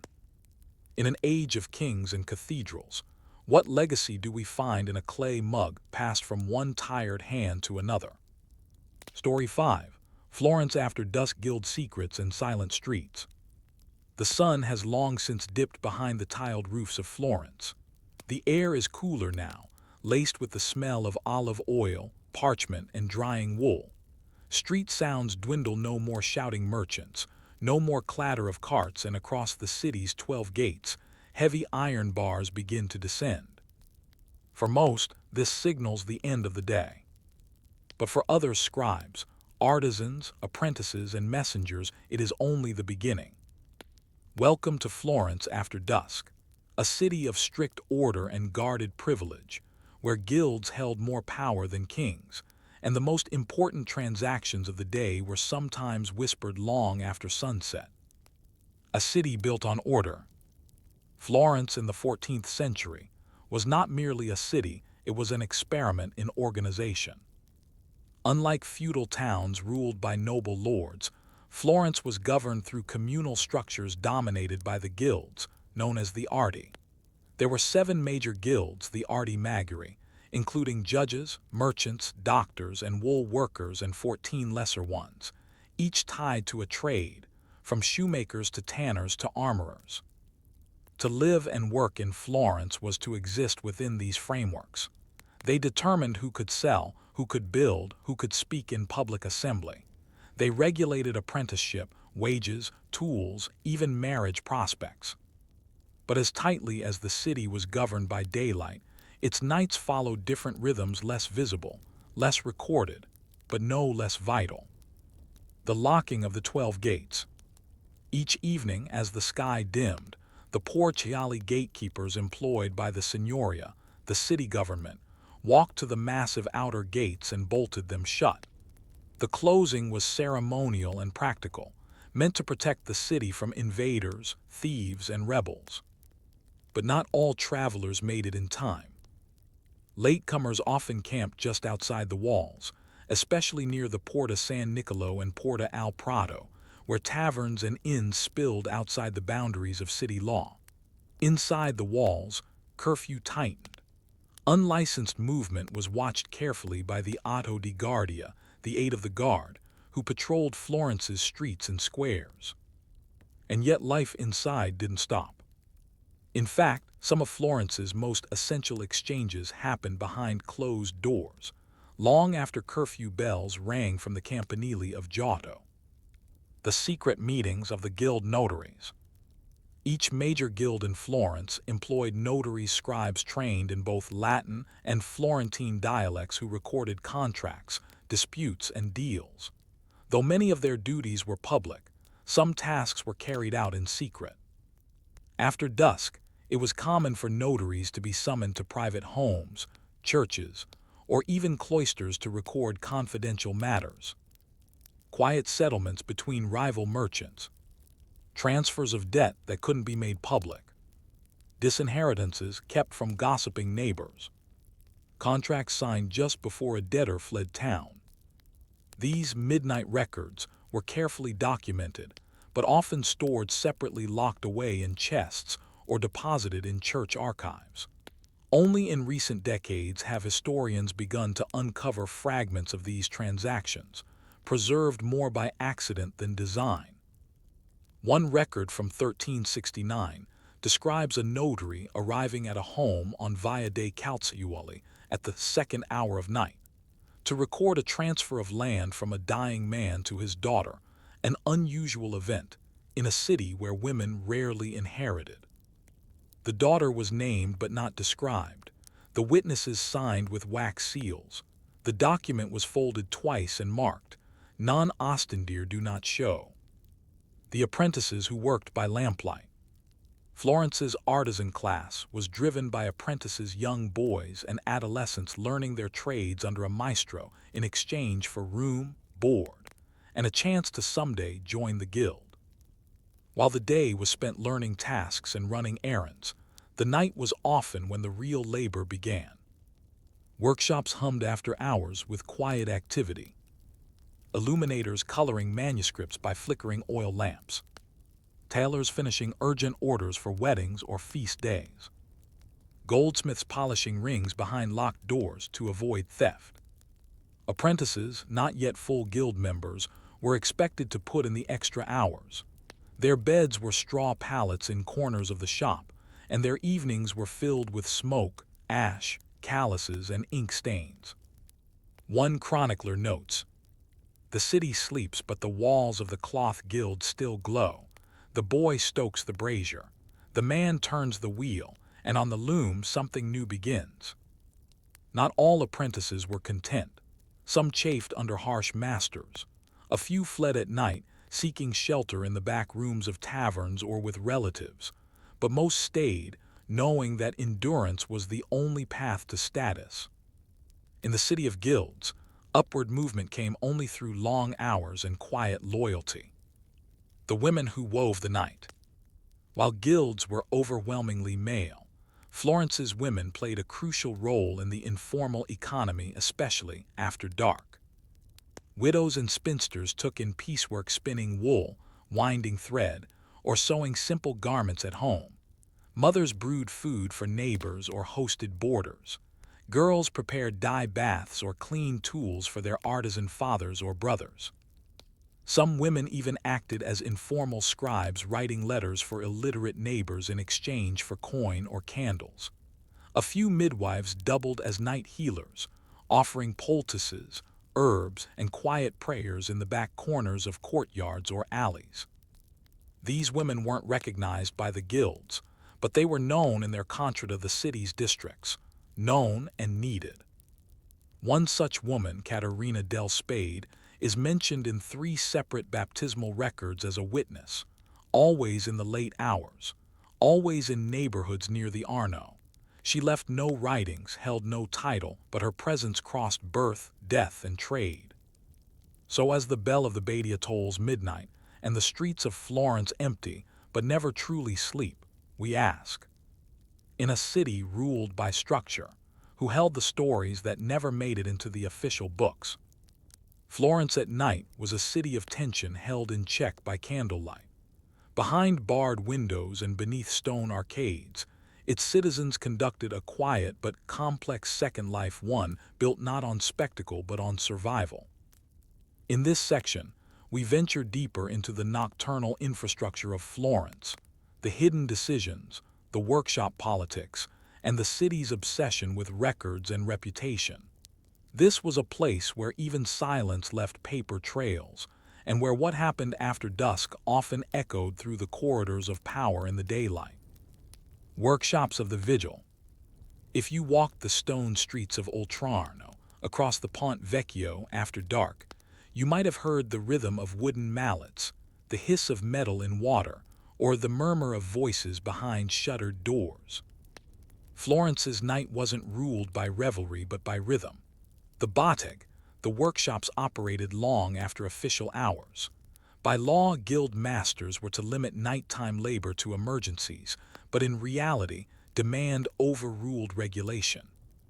Special commissions, tight deadlines for feast days, or favors owed to patrons meant many artisans, especially those in the Art della Lana, wool guild, and Art della Seta, silk guild, worked through the night. But the most secretive late-night work was often found in goldsmith shops producing custom pieces for noble weddings or ecclesiastical ceremonies, armorer forges preparing discreet orders for private guards or distant skirmishes. Bookbinders illuminating manuscripts with personal prayers and political symbols meant to go unseen. Apprentices weren't the only ones laboring at night. Guild masters sometimes chose twilight hours for delicate tasks, especially when their work involved contracts or symbolism too sensitive for open scrutiny. A ring engraved with a hidden motto, a reliquary bearing both a saint's seal and a family crest. These were tokens of loyalty, diplomacy, and sometimes quiet rebellion. The politics of the ledger. Florence's love of order extended to its obsession with documentation. It was said that no city kept as many lists as Florence. Names of guild members, apprentices, tax debts, property lines, birth records, dowries, and deaths. But some of the most curious records in the Archivio di Stato di Firenze were never meant for public view.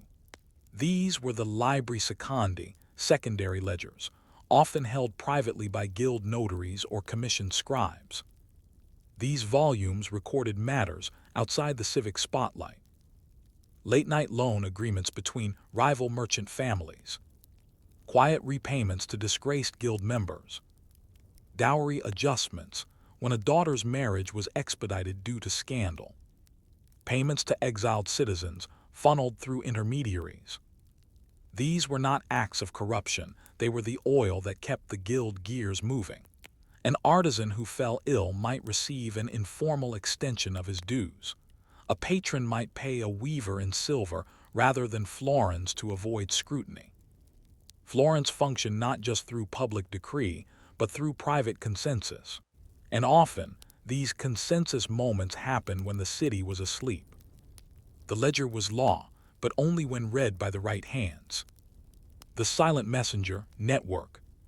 Florence's reliance on letters and contracts created a need for reliable couriers, especially after dusk.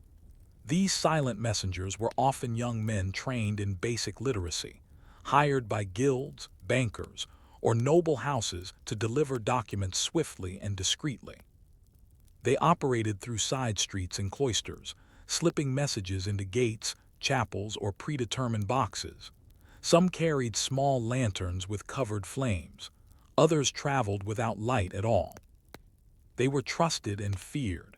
A messenger could carry a sealed letter from a guildmaster to a bishop, or from a noble to a debtor.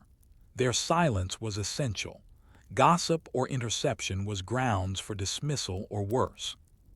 One recovered scribal note from 1398 instructs: deliver this no later than the 3rd hour of night. Say nothing. Return with no reply.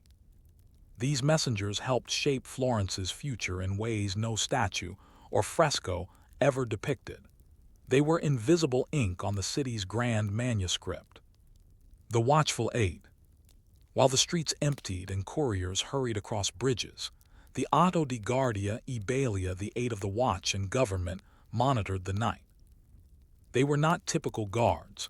The Otto were appointed by the Signoria to handle matters too delicate for public courts: sedition, blackmail, conspiracy, and unauthorized assemblies.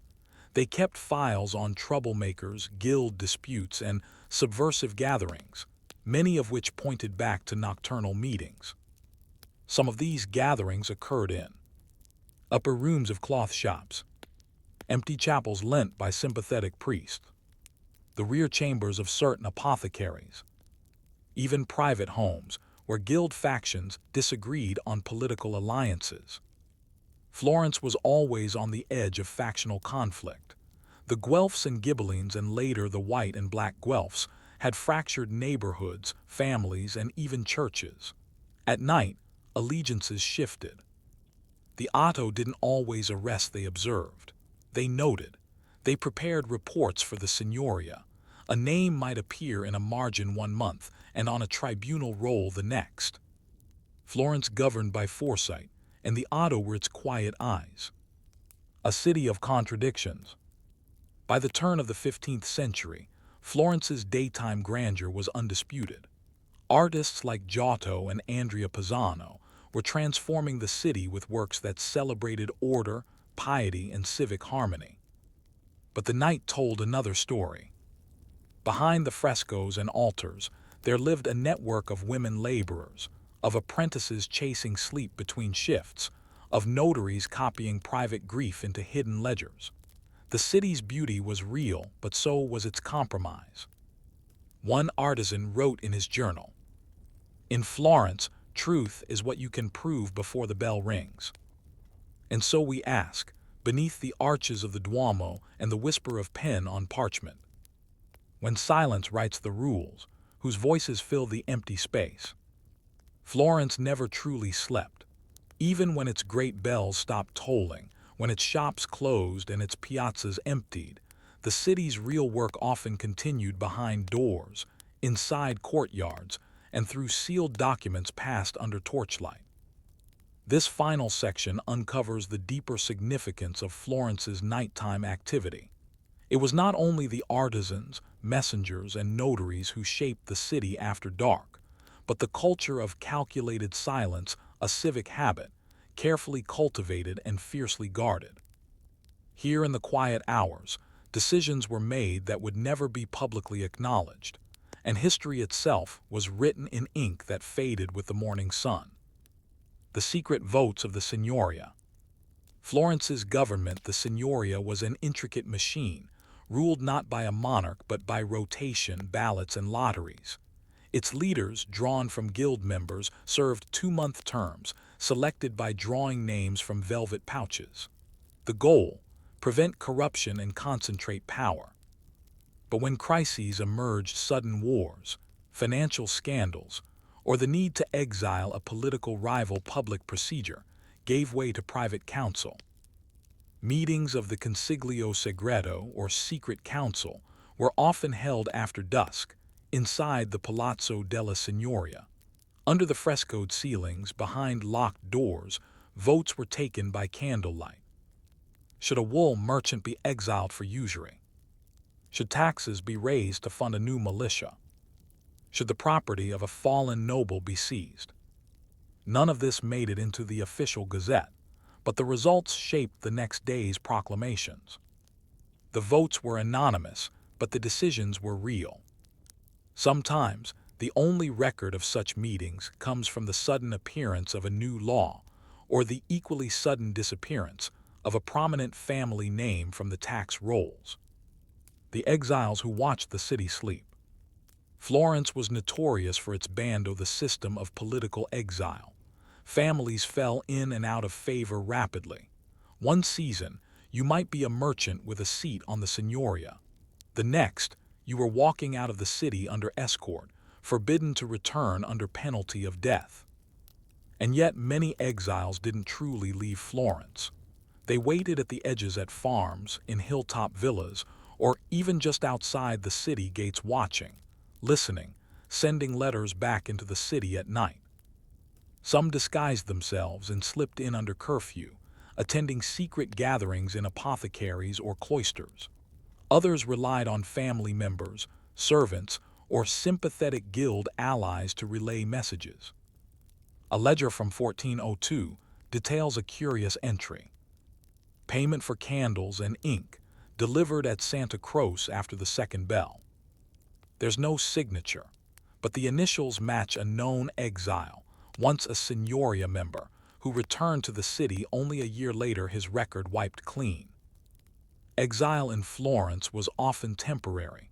Reputation could be remade, but it was always negotiated after dusk.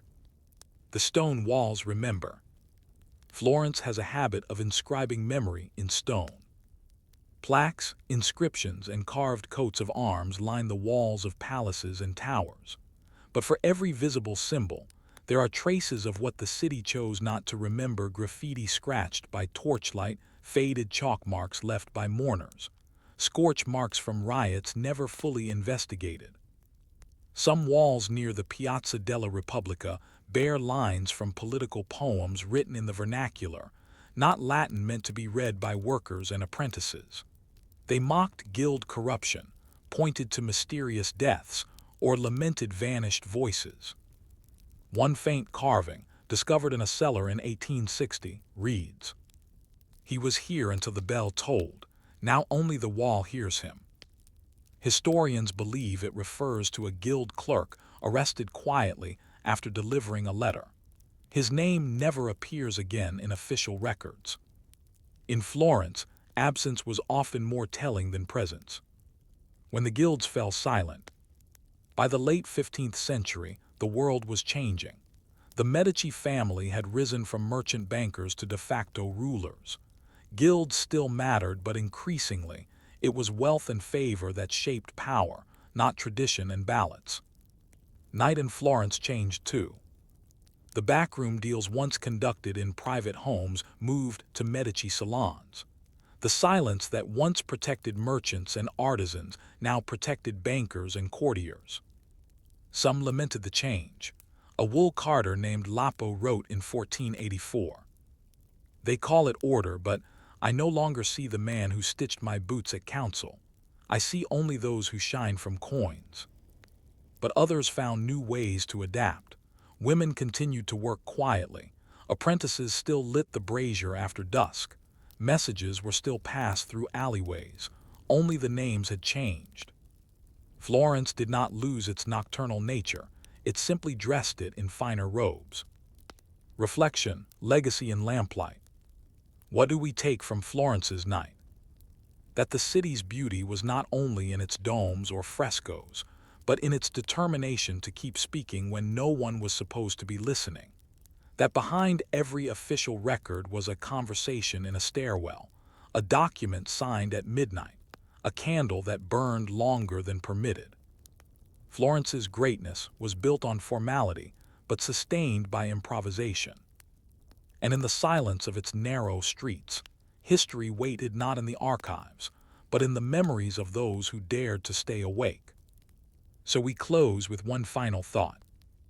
In a city famed for its voices, how much of its future was whispered after curfew, under a single flame? Story 6. The Sleep of the Poor in Lübeck's Tanner's Quarter. The Baltic wind pressed hard against the timbered houses of Lübeck. At night, the salt air mixed with the stink of hides, the smoke of tallow fires, and the stale scent of the Trave River. But for the poor, especially those crammed into the Tanner's Quarter, these smells were not a nuisance. They were a part of sleep. Welcome to Lübeck, circa 1375.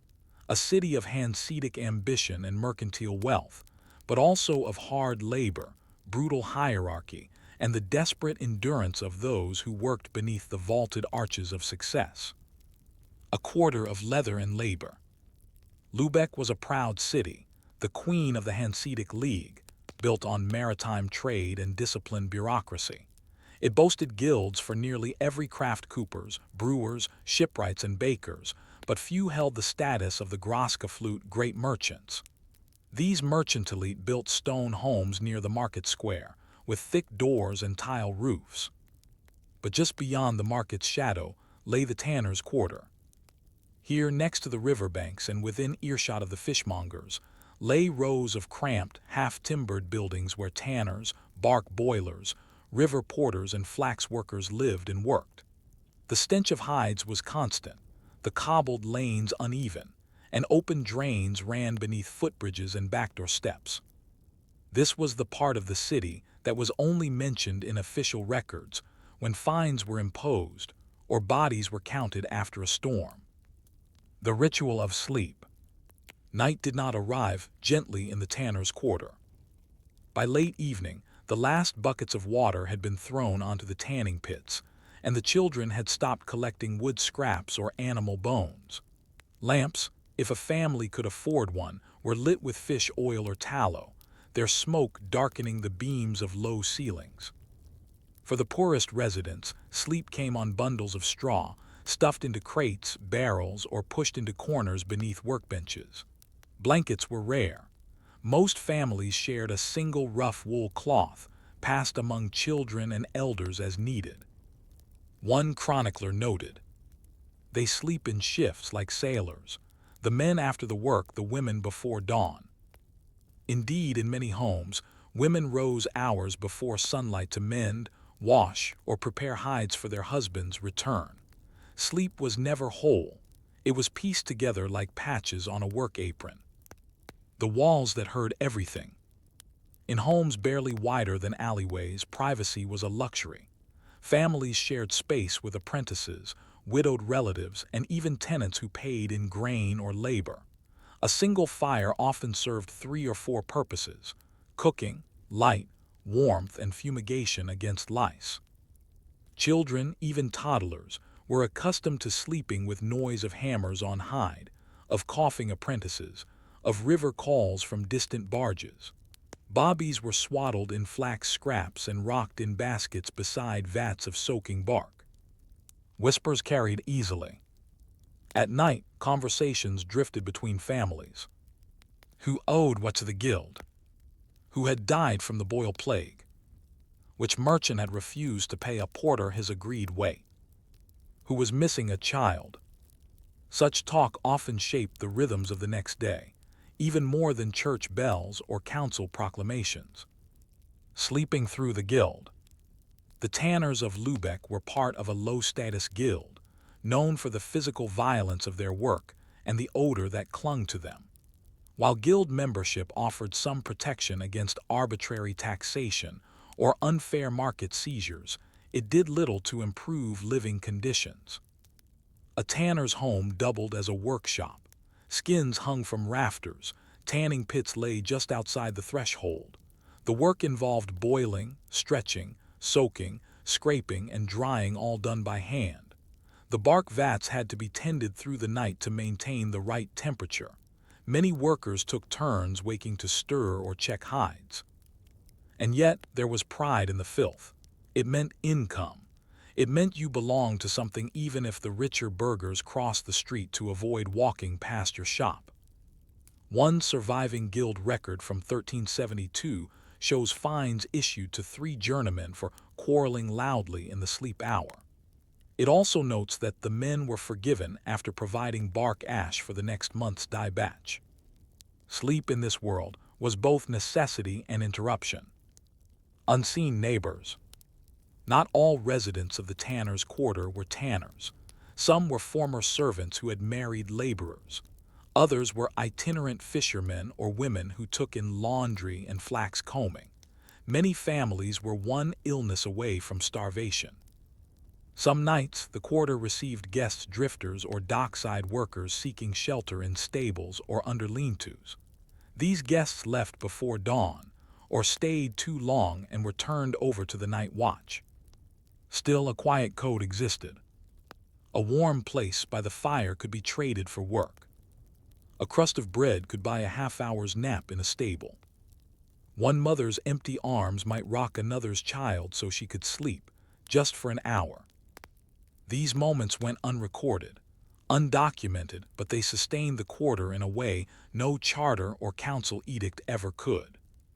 So as the tannery fires smolder and the alley cats prowl through Lübeck's poorest lanes, we ask, when the city writes laws for the rich, who counts the dreams of those asleep on straw and smoke? The quarter smells of wet bark and stagnant river water. A coastal storm lashes the Baltic, and Lübeck's alleys fill with slush and runoff. In the high neighborhoods near St. Mary's Church, the merchant homes remain warm tiles tight, hearths roaring. But in the tanner's quarter, the rain always finds a way in. For the poor of Lübeck, sleep was never guaranteed. In this section, we explore the fragility of domestic space, the daily compromises of life beneath guild privilege, and the quiet rituals that held dignity together in a city obsessed with hierarchy and order. When roofs betray the body. The homes of the tanners' quarter were built from salvaged timber and river stones, hastily nailed or wedged together during population surges in the mid-14th century. Many houses leaned slightly, their walls warped by decades of tanning steam and salty wind. Moss grew inside as easily as outside. After a storm, sleep was triaged. Children were bundled toward the driest corners. Elders and infants were wrapped in cloaks, placed in crates near the hearth. Men lay near the door, ready to shift buckets or patch a leak. Bedding was rarely more than straw on slats. In bad seasons, straw was burned for heat. Families then slept directly on planks or on piles of discarded flax. Fleas were constant companions. It was not uncommon for multiple families to share a home. In one record from 1388, 5 unrelated individuals are listed at the same address, dwelling in the lower floor beneath the hide shed. No rent is recorded, only service in kind. Muck hauling, skin scraping, bark pale duty. Domestic life without distance. To be poor in Lübeck was to live exposed, not only to the elements but to one another. Privacy, bodily, emotional, spiritual, was almost non-existent. Conversations happened in whispers, not for secrecy, but out of exhaustion. Bathing, for those who could, happened communally or at night, using rainwater barrels. Most washed only hands, faces, and feet. Illness passed quickly. Sickness was met with resignation, not remedy. Women labored constantly, sorting bark for the tannery, sewing with fishbone needles, mending leather for shoes they would never wear, teaching their children psalms in candlelight, even if they themselves could not read. Despite this, homes were kept with pride. Clay crucifixes, icons of saints, or folded prayer cloths adorned the walls. A few had fragments of woven tapestry traded, found, or passed down. These were talismans, not luxuries. One visitor to the quarter in 1391 described a home where the only decoration was a carved spoon and a faded linen square embroidered with Maria. He wrote, "They had no fire, but the children were clean, and they sang as they worked." Tanners at the edge of belonging. The tanners, though integral to Lübeck's economic power, occupied a social edge. They provided leather for boots, books, armor, saddles, and water skins, yet no merchant would dine in their homes. No priest would sit beside their open vats.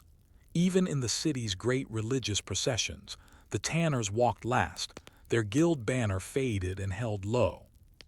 This status influenced where and how they slept. Tanners were denied burial, inside consecrated ground if deemed unclean. Journeymen often lodged in basements, their rent docked from wages. The stench of their labor followed them, even when they sought rest in other quarters. Still, they forged solidarity. Within the quarter, a kind of inverse pride flourished.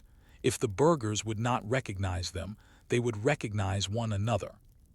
Tanners shared bedding during hard winters, rotated shifts at night to tend fires, and passed down secrets of healing cuts and curing hides that had never been written.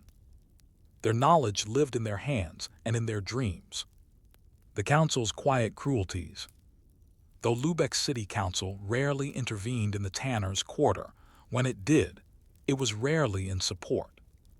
In 1383, after complaints of improper odors and river blockage, the council imposed a fee on all tannery operations within the city. This included a curfew, no bark boiling after sundown. Violations meant fines or confiscation of tools. This decision devastated production, especially among poorer tanners who relied on night hours. Protests were ignored. One journeyman, caught boiling after dark, was jailed for 2 weeks and dismissed from his guild post. As a result, some operations moved entirely underground, literally. Small hide cellars were dug beneath homes, lined with stone or clay. Bark pits were built inside sheds. These nighttime workshops became dangerous, hot, and poorly ventilated. And yet sleep had to wait, the leather had to cure. The communal lullabies.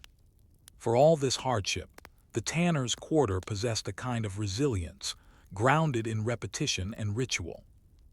One of the most enduring traditions was the night call, a soft tune sung or hummed by women while feeding fires or rocking infants. These lullabies were not recorded in books. They passed orally, adapted to names, rhythms, or seasons. Some were prayers, others were work songs slowed to a whisper. Many included references to saints, bread, or light. A few addressed the rats directly: leave the baby's toes, take the crumbs. Children learned them as they learned everything else. by hearing them half asleep, night after night, year after year.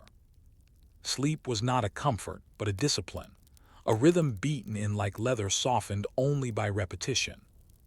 And so, as the quarter settles under a leaking sky and a dozen hearths die down, we wonder, what does it mean to rest when the world insists you have not earned it? As the final embers dimmed in the hearths of Lübeck's Tanner's Quarter, the people within those slanted walls lay down not so much to rest as to recover to survive the pause between labor. Sleep here was not romantic, nor deep. It was a necessary surrender.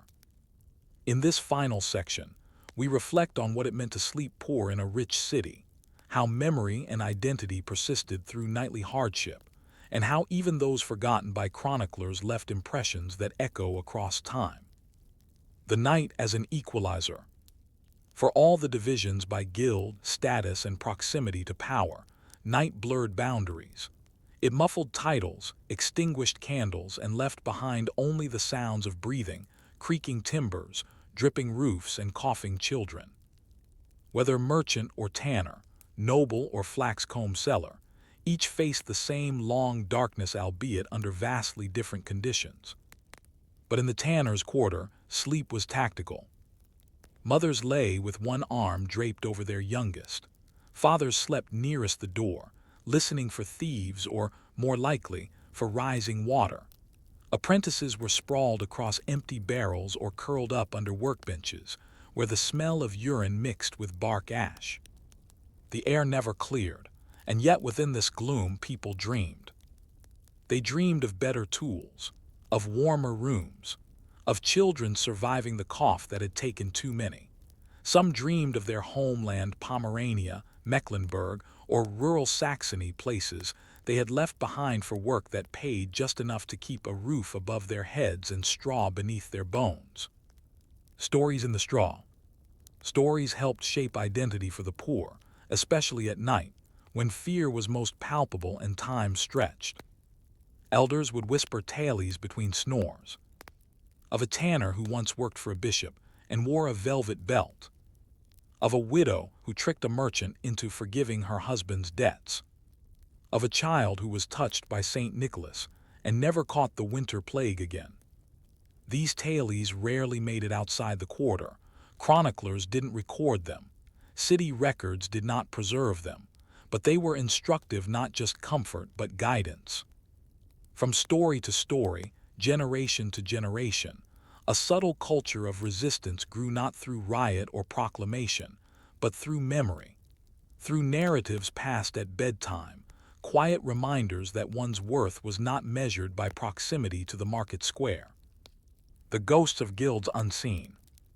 Over time, some families in the tanner's quarter scraped enough together to gain standing in other trades, leatherworkers, cobblers, even low-level clerks in the merchant houses. But for every family that climbed, another collapsed under debt, disease, or seasonal famine. City records from the 15th century list dozens of names with abrupt endings: no marriages, no baptisms, no further entries. What happened to these people? Most were buried without fanfare, often outside the city wall in shared plots. Some were swept away by fever. Others simply left, moving on to Wismar, Rostock, or Danzig, where labor might be better paid or more stable. Yet their absence leaves an imprint in the apprentice lists, in the fines left unpaid, in the sudden disappearance of home addresses from the tax rolls. Their lives may not have been chronicled, but their labor was absorbed into Lübeck's growth. The wealthier neighborhoods rested on leather, salt, fish oil, and flax, all processed by hands that never stopped working long enough to be recognized. The final light.